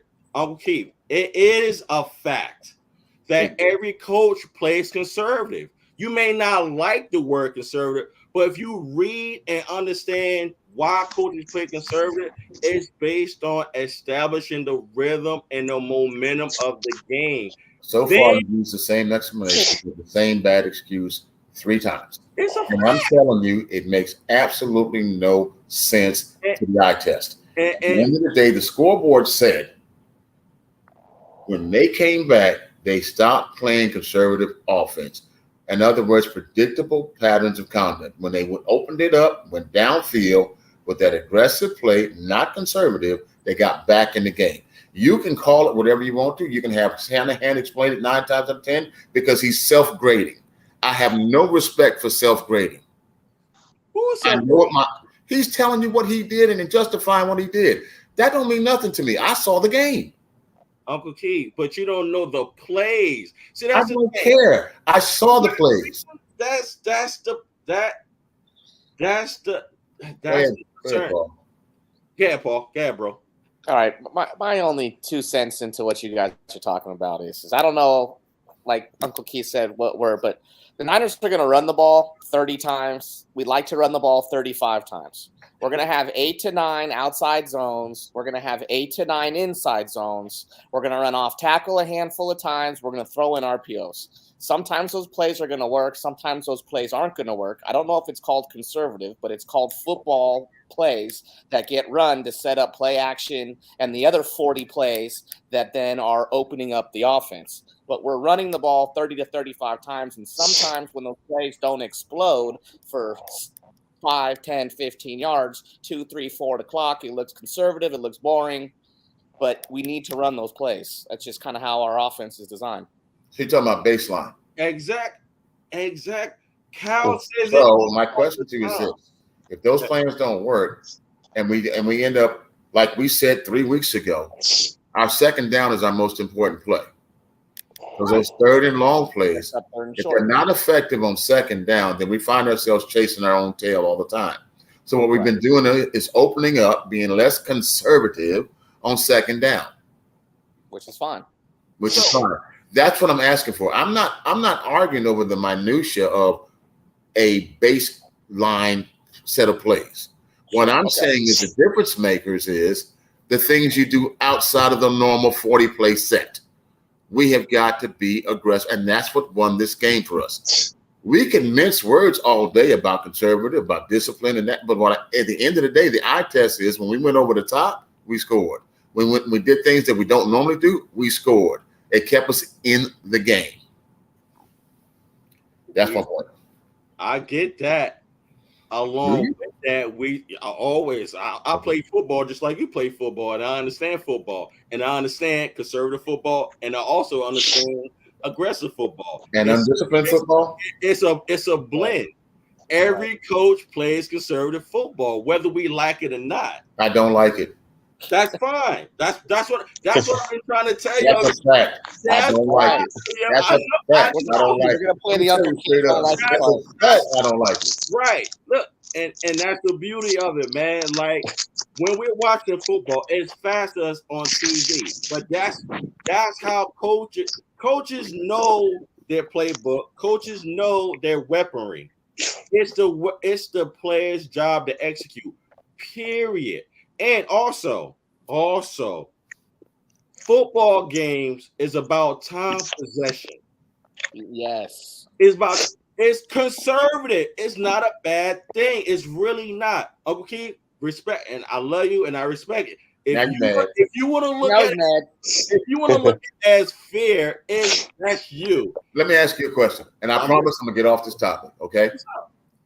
If your 40 plays get you down 10 points, those 40 baseline plays, what is the difference makers? The plays that are not a part of your baseline. Because those plays, because we already know, like Paul said, that we're going to do a certain number of plays a certain way. The difference makers are the ones that are outside of that. I'm not saying being aggressive from the first snap. I'm saying be situationally aggressive.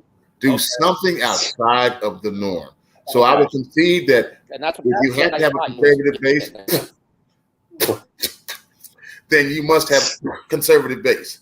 But you must have an aggressive trait to break the base. How about that? Is that fair? That's beyond fair. Okay. Now I said conservative whole time. Now I know. I listen. Some people don't like conservative. I don't like it at all. Ball play. But I understand it because that's how you build rhythm and momentum. You follow what I'm saying? And the thing is, what Kyle Shanahan, he's rated 3. I got to mention this. He's rated 3, the third best play calling coach in the NFL last month. There's an article, and I can send it to all of y'all. Don't want it. I want him to be number one. You know who's number one? Who? Andy Reid. Andy Reid is number one. And tell me that's a conservative offense. Okay, well. Yeah, hell no. Tell me the Chiefs are a conservative offense. Please tell me that. He plays conservative too. Oh man. Yes, he does. Uncle Keith. Maybe you don't understand what I'm saying. I'm talking about developing rhythm. Conservative means developing rhythm and momentum of the game. That's like calling a cobra a worm because it crawls on the ground. That is not a conservative offense. All right. Yeah. It ain't. Nothing conservative about it. They pass the ball a lot. And they're the number one. Guys, I didn't say they only play conservative. What I'm saying, every coach plays conservative and aggressive. That's then what you just said, Marcus, you agree with me. Huh? No, what you just said is you said every coach plays conservative and aggressive. You just agreed with me. It's okay. It works. You just agreed with me. Every coach plays conservative and aggressive. Now, what I have to do is agree with you. Yeah, that's fine. I don't. Okay. And again, that's fine. I'm messing with you. I agree with you. Okay. You got to fight for your spot sometimes. This is not the always faithful and we always agree. Oh, yeah, I know. Okay, cool. I know. But what I'm saying is, guys, is that we're winning and we're winning the right way. No. Last week was not the right way. Uncle Keith, listen. Yeah, I would say this. Who agreed last week was the right way? I want to get Paul and Kevin. My bad, guys. You good? How I always look at football. I always look at how the flow of the game is going. And one thing I was taught when you're playing against the opponent, you got to respect them because they're going to bring their game. Every flow of the game is different. We can't expect, even though we may want to blow out a team, it's not going to happen all the time, guys. It's not. Who has said it? Christian McCaffrey has said it yesterday. Yes, ideally they want to blow out teams, but in football, that's not going to happen. It's not. It's not going to happen at all. You follow what I'm saying? That's why me personally, y'all may not know this. Kev, you might see my post on Twitter. I always say, let's win by any means necessary. And I mean that. Let's win by any means necessary. Period. My bad, guys. Do y'all feel like yesterday's game was a good win? Was the way you want to play the game? No. What? No. I'm asking Paul. I'm asking. Yeah. Do y'all feel like it? The base question was yesterday a good win? No, it was like a ugly game. I'm glad. I'm just glad they won. I'm glad they won too. We're all glad they won, but this is not how you want to win, is it? No. How about you, Paul? I mean, there was adversity. I mean, there was a shit ton of calls that were just I can't even explain.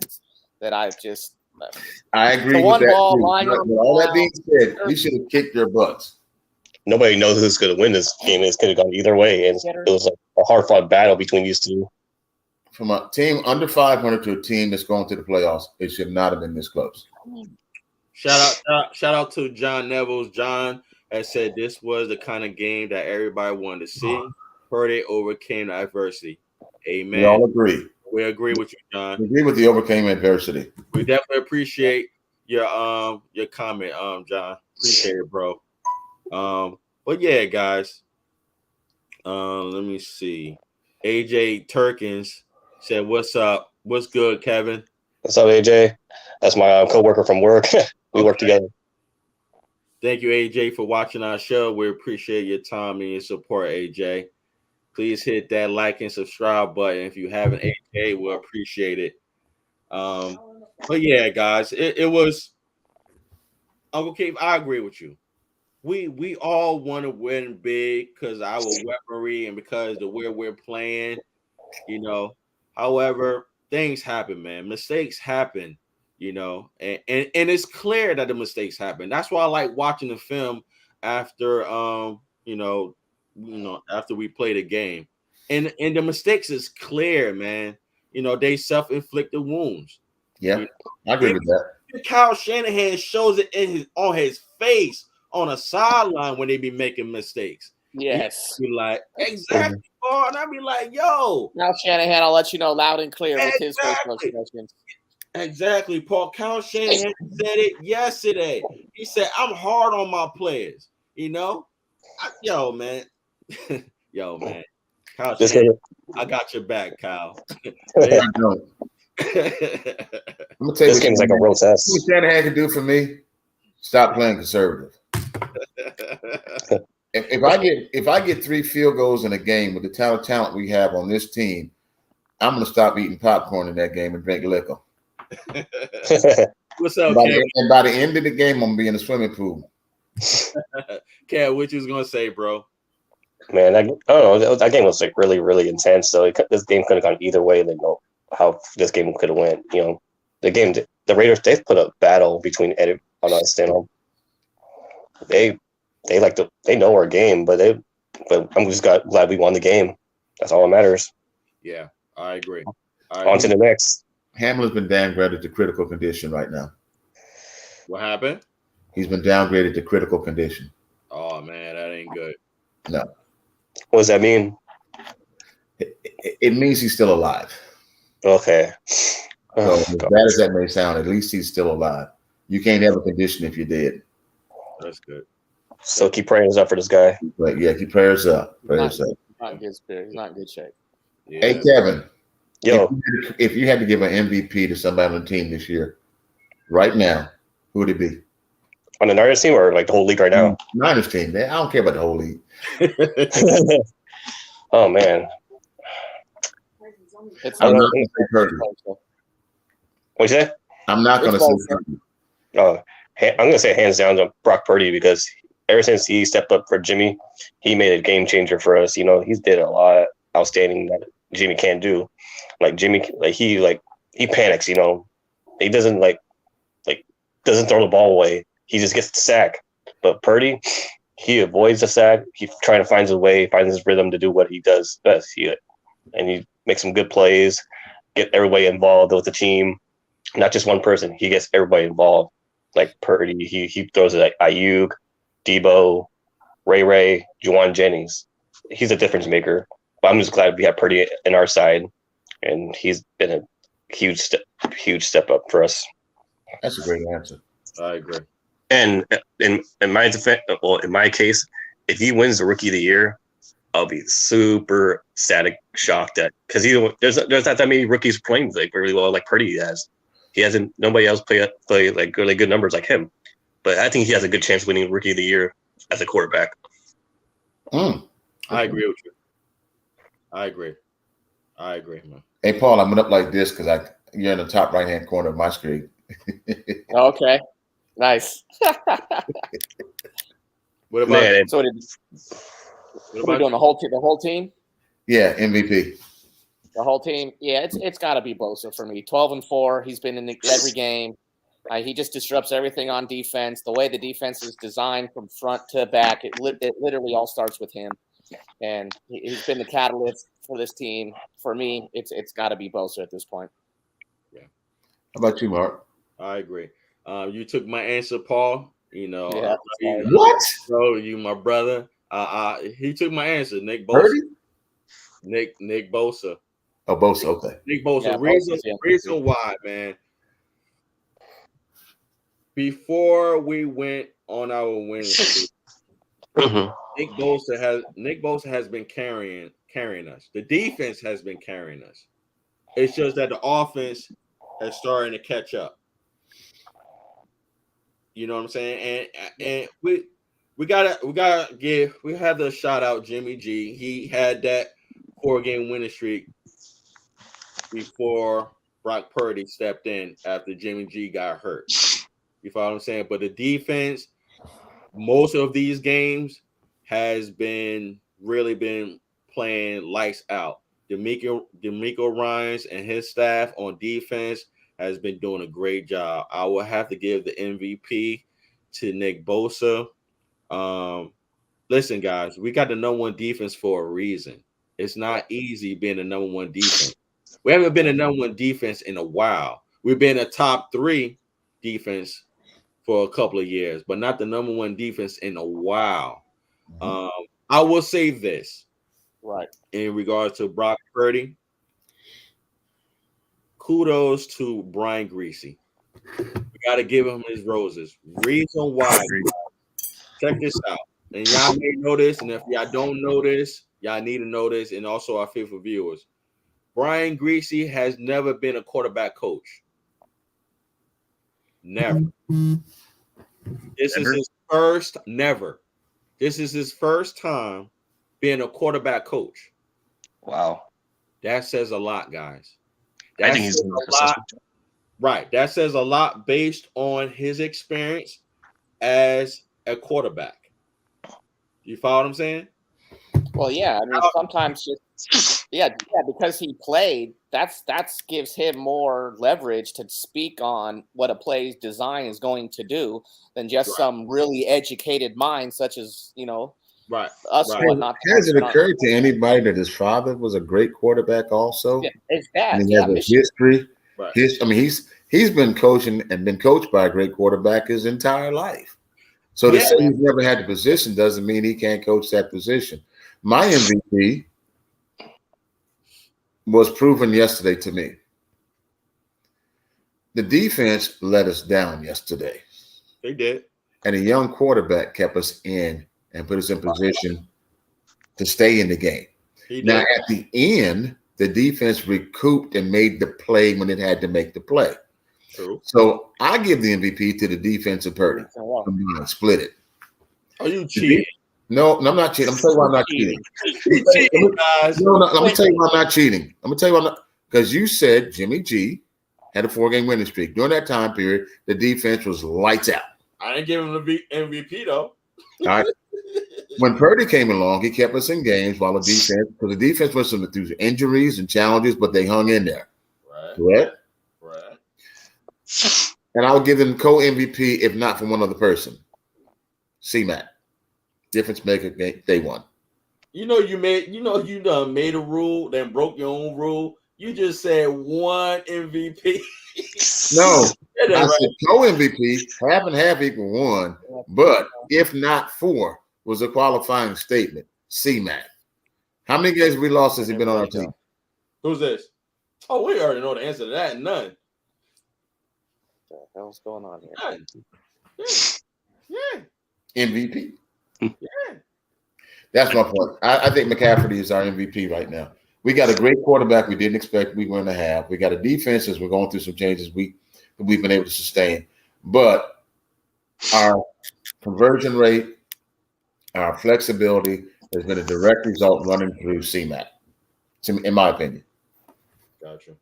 The Kittle signature, first down. Yep. Oh, yeah. Yeah, I agree. Do you think Bosa's going to break that Aldon Smith record this weekend? I don't think he cares. I think he wants to win the Super Bowl. To answer your question, yes. Well, just hope we win this one. That's what I want to know. Yeah. Thank you, Nana, for life. Prayers for DeMar Hamlin. Appreciate that, man. Yeah, I thought some prayers for DeMar Hamlin. Thank you, Nana, for life. Appreciate that. That's a quarterback from the Bills, right? I guess so. Again, like I was saying earlier, I wasn't watching the game, so I don't know. Bosa saved us last night. Yeah. Yeah, number 3 cornerback. Yeah. Thank you for your comment, Randy. We appreciate it. Yeah, absolutely. That's why I gave him my MVP. It's a tough because when you said one MVP, I was like, dang. Don't hold that against me because I'm different. Let me have my moment. I had a glass of wine already. I can cheat if I want to. I'm older than all y'all combined. No, man. You're right, though, Mark. But yeah, it was again, guys. And Nick Bosa said it best. We needed a defensive game like this. It was I said it, and also our faithful huddle in a group chat yesterday. We said it yesterday. Well, last night. It was a playoff atmosphere. It definitely was. And again, guys, I understand that we want to win big. I believe that comes from confidence and optimism based on our talent and our weaponry. I get it, man. I just was always taught never underestimate, just like Bosa said, they never underestimate a team. And I wasn't never taught like that. That's why I said last week, man, like the Raiders was going to bring it, and they brought it. And I knew they were. I knew they were. Not because of our history. I just knew they were, man. They always put a fight up. Yeah, exactly. It's like watching David versus Goliath. These two are going at it like back to back, like touchdowns to touchdown, like, and dang. Exactly, bro. And the only person I did not know, word is born, God, I did not know that Jarrett Stidham was that decent to the point he was a mobile quarterback. I never seen him play before. Okay. You follow what I'm saying? Yeah, he was like a backup for the Patriots too. I heard. Oh, okay. Because guys, for what I've seen, I'm pretty sure y'all seen it too. Because I observed the game, guys. Not saying that y'all don't, but I observed the game. Yo, Jarrett was he was on that field smiling. I mean, he was having a good time. You feel what I'm saying? And I'm like, we need to put more pressure on this guy because he was back there having fun. And when you see a quarterback that's a second stringer on the field having fun, smiling, come on, bro. I mean, like, yo. On RD? Huh? Yeah, on RD. Yeah, exactly, Paul. You was having fun on the field, man. I mean, we ain't getting no sacks. None. Yeah, Yeah, we understand the penalty. I mean, the flags that was against us, and Prez hit the nail right on the head. He mentioned yesterday, I'm paraphrasing, he hasn't seen at that time, he didn't see a flag go thrown for us prior to like late third quarter, maybe early fourth quarter, maybe. Nothing. Something like that. Yeah, they were bad. Just like how the officials see the game differently from us, it be like that. You be like, yo, what are y'all seeing that? What are y'all not seeing that we see as fans? The rest are haters. Good question, though. Very good question. Well, I mean, it is what it is. Stidham hung 300 some odd yards on us still. Yeah. But 365. But there were some serious breakdowns. I mean, how do you let Devontae Adams get behind anybody? Make it twice. Great. If you got to take the penalty, don't let him get behind you. Yeah, I agree. I mean, and this kid's got hands like, ooh, gracious. That one play when he laid out and brought that ball in had me almost rooting for the other team. Like, that was a hell of a catch. Yeah. But you still can't let him beat you. So let me ask y'all, do y'all think further into the playoffs, do y'all think that our defense got exposed, or do you think they just need to tweak their coverage? Because our tackling is not the problem. Our tackling is not the problem. It's the coverage. I don't think we got exposed one bit. I just think there was 3 or 4 plays on third down where we blitzed and we just got caught on the blitz. Funga cheated twice on 2 of the blitzes, which led to 2 of the plays that Uncle Keith is talking about. And then Lenore one-on-one is not good. So we're just better off just staying in a zone coverage sometimes, even though third and long you want to blitz. But we don't get burnt 3 times for 3 touchdowns on those 3 blitzes. That's 21 points off the board. And then we're right in that 15 window, which we're usually at. So I just look at it as 3 blown plays, in all honesty. Clean that up, and we're still good. I don't think we were exposed to either. Hey, Mark, you called it right as far as the baseline NFL plays conservative. I think this is going to be the most aggressive offense we're going to see for quite some time. You got a quarterback with nothing to lose. You got a receiver that has to prove his money. Mm-hmm. And we got an aggressive defensive team that really didn't think this team could score with us and gave them 3 touchdowns they should have never been near. Exactly. So this game should have been 34-17. Yep. Right. Now, as much as we want to criticize our defense, we're really talking about, like Paul said, 3 or 4 stupid plays. That's yeah, right. That was a good game, though. Hands down. It was a good game calling game on both sides. I gotta say it. Yes, our defense didn't do good as far as coverage, but Josh McDaniels, he called a good playing game. I'm telling you, Josh and Kyle, they was playing chess. They was playing chess, guys. Yep. And yes. Somebody was playing checkers because they were jumping all the place out of position. That's the last joke I got. That's the last one. The pawn moving 2 spots. Man, it feels like we won the Super Bowl. You're right.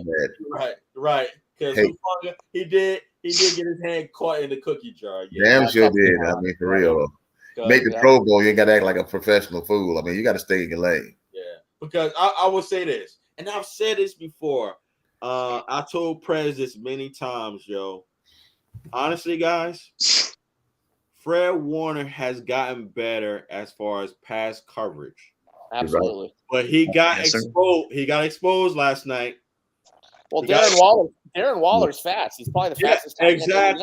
Exactly. And I'm that's a weapon to get exposed on. Exactly, y'all. I'm telling you, exactly. And that was one of the plays.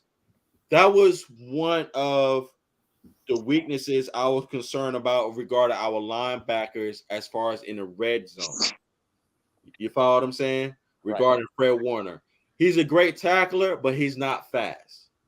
And if you put a tight end, because I think that same tight end beat Hufunga on that first touchdown. He did. Right, Paul. Mm-hmm. Right? Right. He did. I'm telling you, they schemed it right. Yep. It's all about watching film. You follow what I'm saying? And picking your poison, which is, the weakest link based on height and speed. But You think our defense was humbled a little bit though by getting beat by those stupid plays? yes. That's all I want out of it. If they get anything out of this game, as long as they became more self-aware, then I'm okay with that. I think it'll be better going through the rest of the playoffs. Right. You know what I think? Now, what you were saying, Uncle Key, regarding Hufanga, and Paul, you talking about Hufanga, and Kevin, you talking about Hufanga. Mm-hmm. I think he was a little bit over aggressive. And this is what Fred Warner was saying, that it was playing a little bit over aggressive. Now, I will tell you one play that I had a question mark on. Do y'all remember that touchdown by Adams in the corner against Mooney? It looked like to me, Adams had pushed off a little bit. Pushed off. He hit him so hard he left some DNA on him. That wasn't just a push off. That was he had his planted on the lead shoulder. Oh, yeah, right. You said it, right? Yes, of course I did. Right. Adams tried with more stuff than common toilet paper. I was like, yo, that pass that hit the ground. I was like, yo, y'all not gonna call pass interference on the offense? Because I said he pushed off a little bit. Because you can see the way Mooney reacted. You found him? And I was just like, y'all not gonna call that? And Mooney did react, absolutely. But let me ask you a question. Does being the number 1 rated football team stop you from getting calls? Yes. Good point. Yeah. I just want to put it out there. When you're the lead dog, everybody else, the only thing they see is get off me. All they see is dog butt. Leave me alone. Hey, you know what I kind of, what I see it as too? You remember Shaquille O'Neal in the NBA? Oh, hack and Shaq. And all the times that, like, just because he's 2 times your size, and if I went to hit Shaq as hard as I could, I still probably end up on the ground. But I should have a foul called on me, and they won't call a foul on me. And that's the exact analogy of the Niners. We're doing all of our things, getting beat up, and they're just like, "Hey, you guys are the big dog, take it." I was in a restaurant here in the court, right next to Windy where Shaq lives, and Shaq came in and sat up at the bar. The crazy part was his legs were so long he tucked his feet behind the seat. And when he stood up to shake my hand, I reached out, and his hand ended up here. Right. And I'm thinking, nah, I probably can't take him. The man is huge. I'm talking about, seriously, he'd make you leave your wife and run. That boy is big. Yeah, that's a big dude. That's a big dude. Now, I'd have to run to my truck and call some friends with some guns. Seriously, you don't want to mess with. And if I had to foul him, if I was sitting in the hacker shack, I'd ask for permission. Because if he ever got mad, it would be lights out. Right. He is one big person, seriously. And nice is all get out. Yeah. But he's a big person. Real quick, Kev, let me ask you, bro. Do you have any concerns about our defense, bro? Any concerns? No, to be honest with you, no concerns. As long as we keep our composure up, we'll be fine. I know this game is slow, slumpy, but we'll get better at it. This will get better. We just gotta take it day by day. I agree. We'll be fine. Okay. Yeah. As long as we watch the film and see what their mistakes were happening. Yeah, we'll be all right. Yeah, I think that and I agree with you, and I agree with all 3 of you guys. I just think that the penalty on Tavares Moore and Fred Warner when it was 3rd down and 12, it was just a freak reaction when he grabbed his face, man. You know what I mean? It's unfortunate, but that gave them the 1st down, and they scored on that play. I mean, it just happens. It's unfortunate, but it's Monday. They looked at the tape today, and I'm pretty sure they all seen their mistakes. But I just had that. Real quick, I want to share something with y'all before I'll end our show. First and foremost, I appreciate all y'all honest opinions and y'all perspective on on your observation of the game and also your reaction. I just got to share something regarding what's coming up next weekend and also the expectations. Let me see if I can pull this up. Let's see, where is it at? Think this is it. All right, cool. All right, guys. This is what we're rolling with, guys. Y'all can see this? Yeah. Yeah. All right. All right. Now,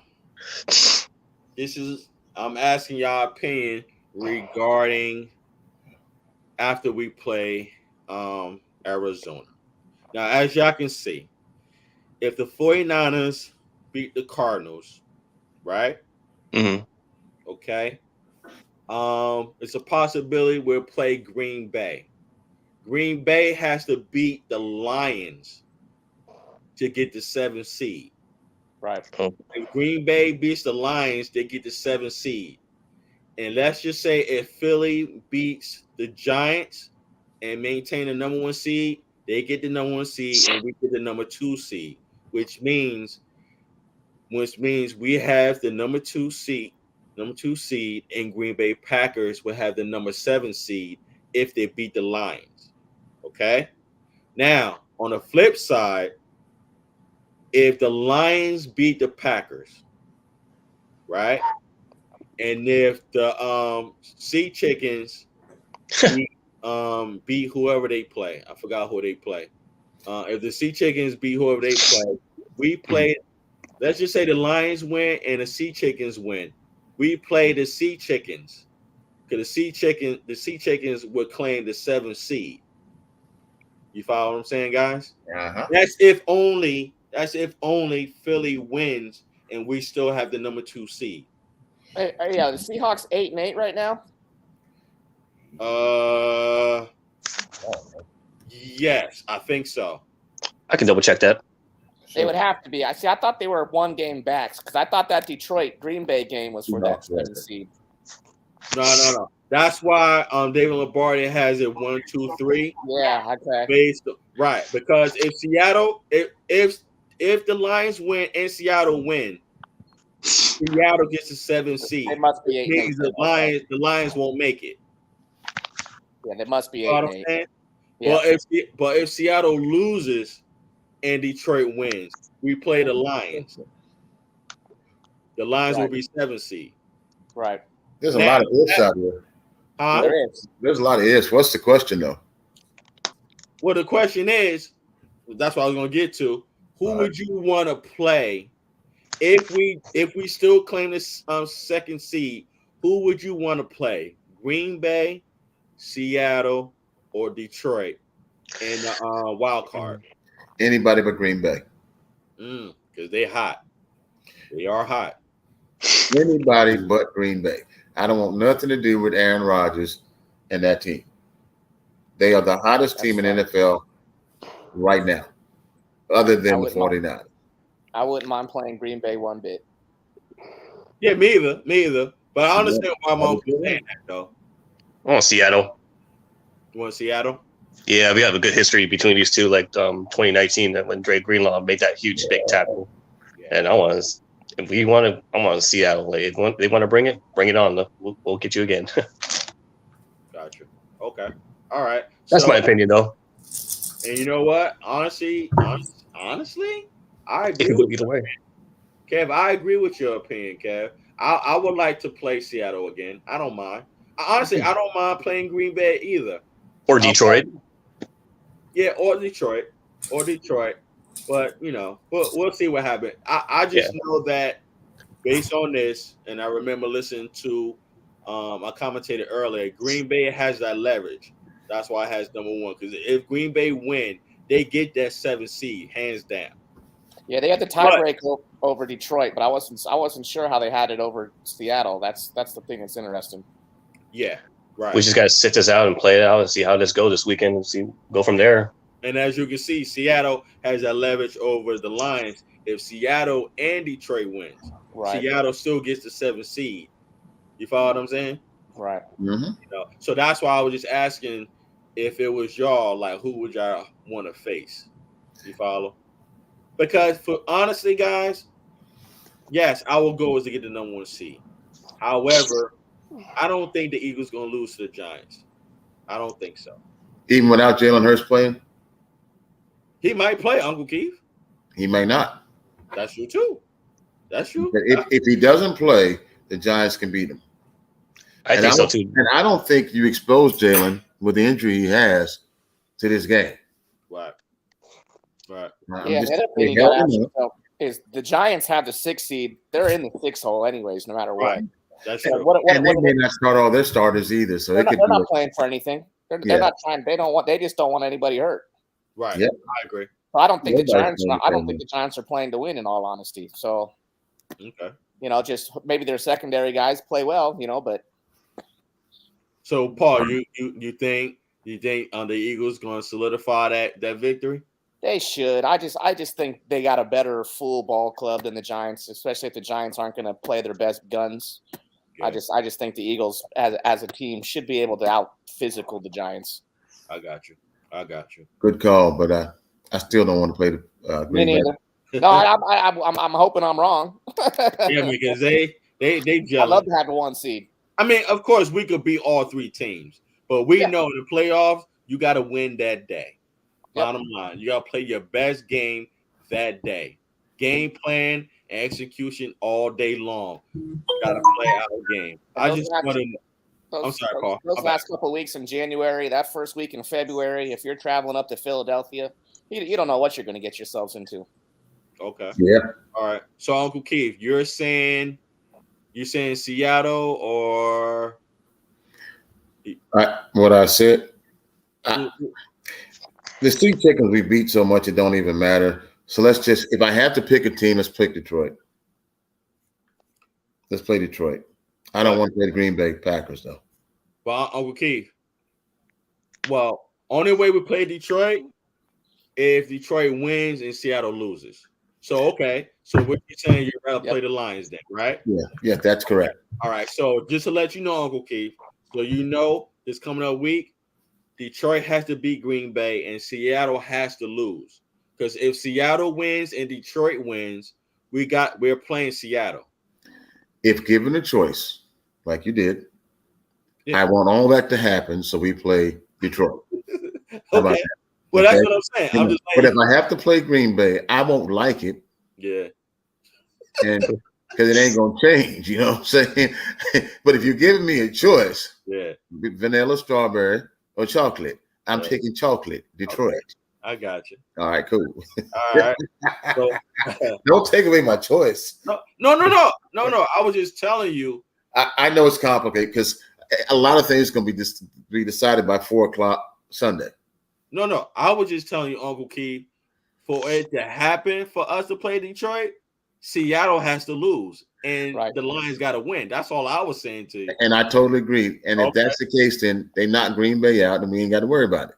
All right, cool. Right. And I do not want to play. Let's emphasize this: Green Bay at any point, unless I absolutely have to.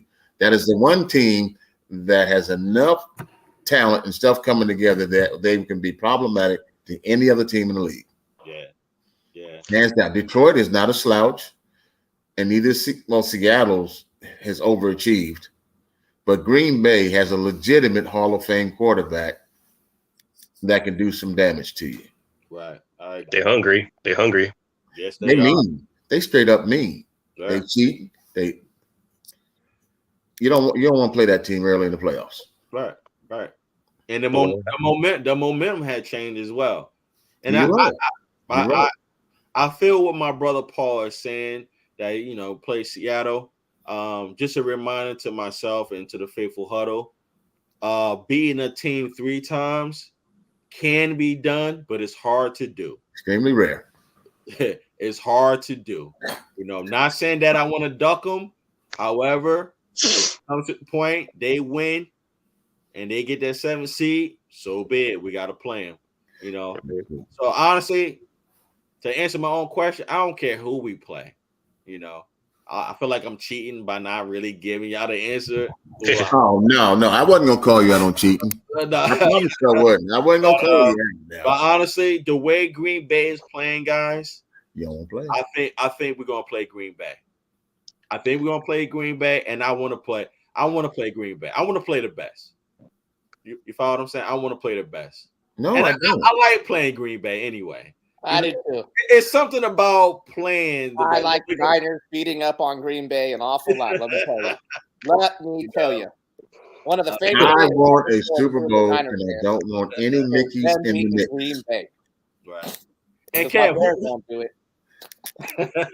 Kev, who you said you think is gonna play again? My bad, bro. I think I said Seattle, I believe. Seattle. All right, Seattle. Okay. But whoever comes in our way, we're gonna fight it. Okay. We're gonna fight it. But I'll be happy we take number one. And they're 6.5-point favorites. What's up, Paul?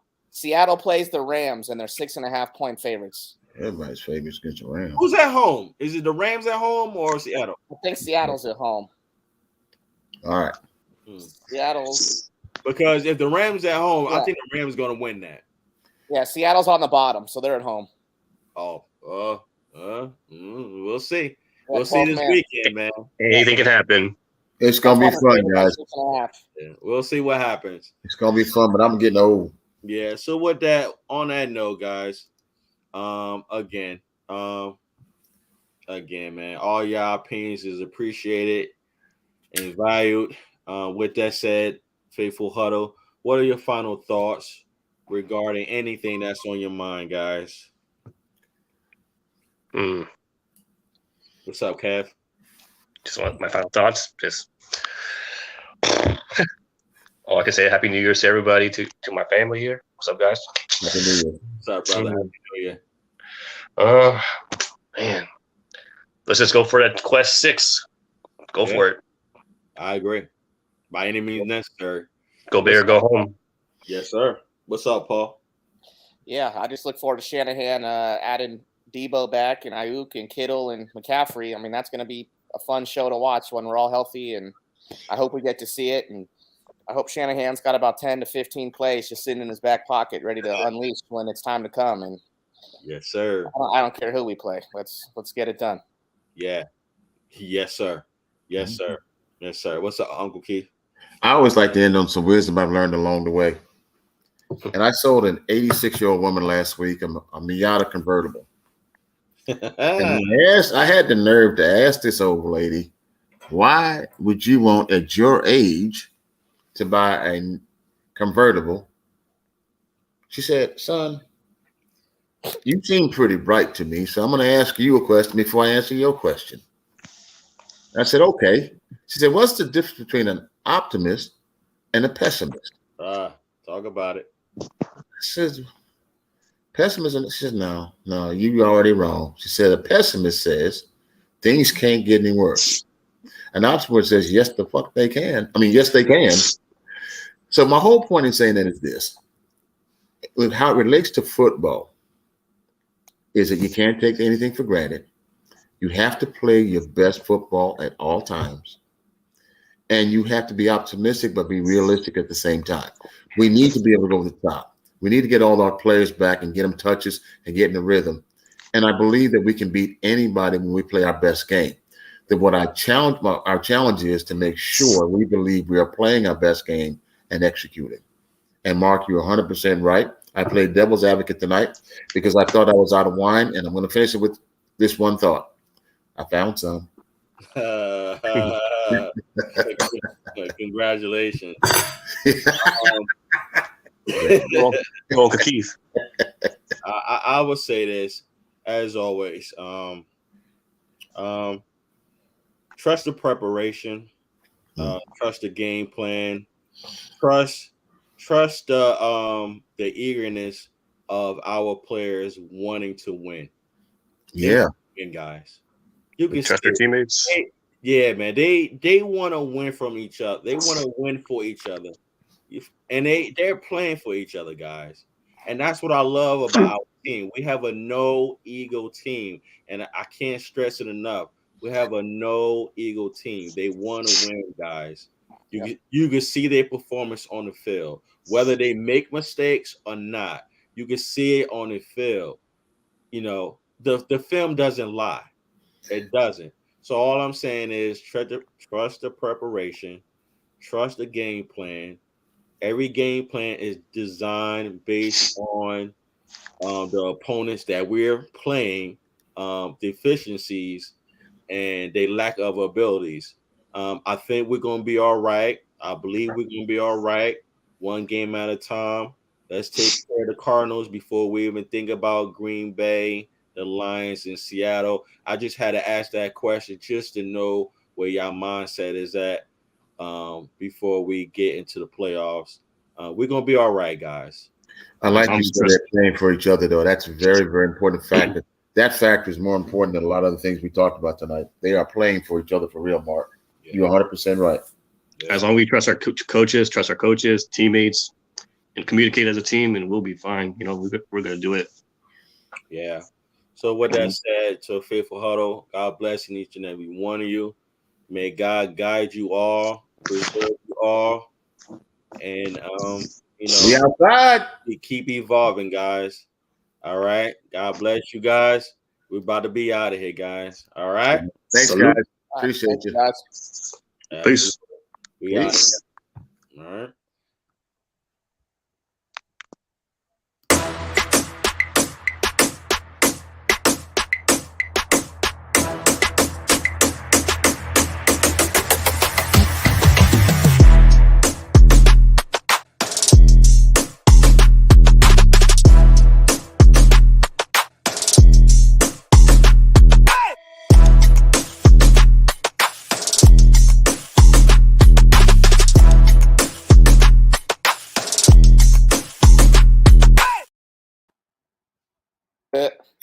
You all right, Paul? What's up, buddy? All is well, man. Thank you as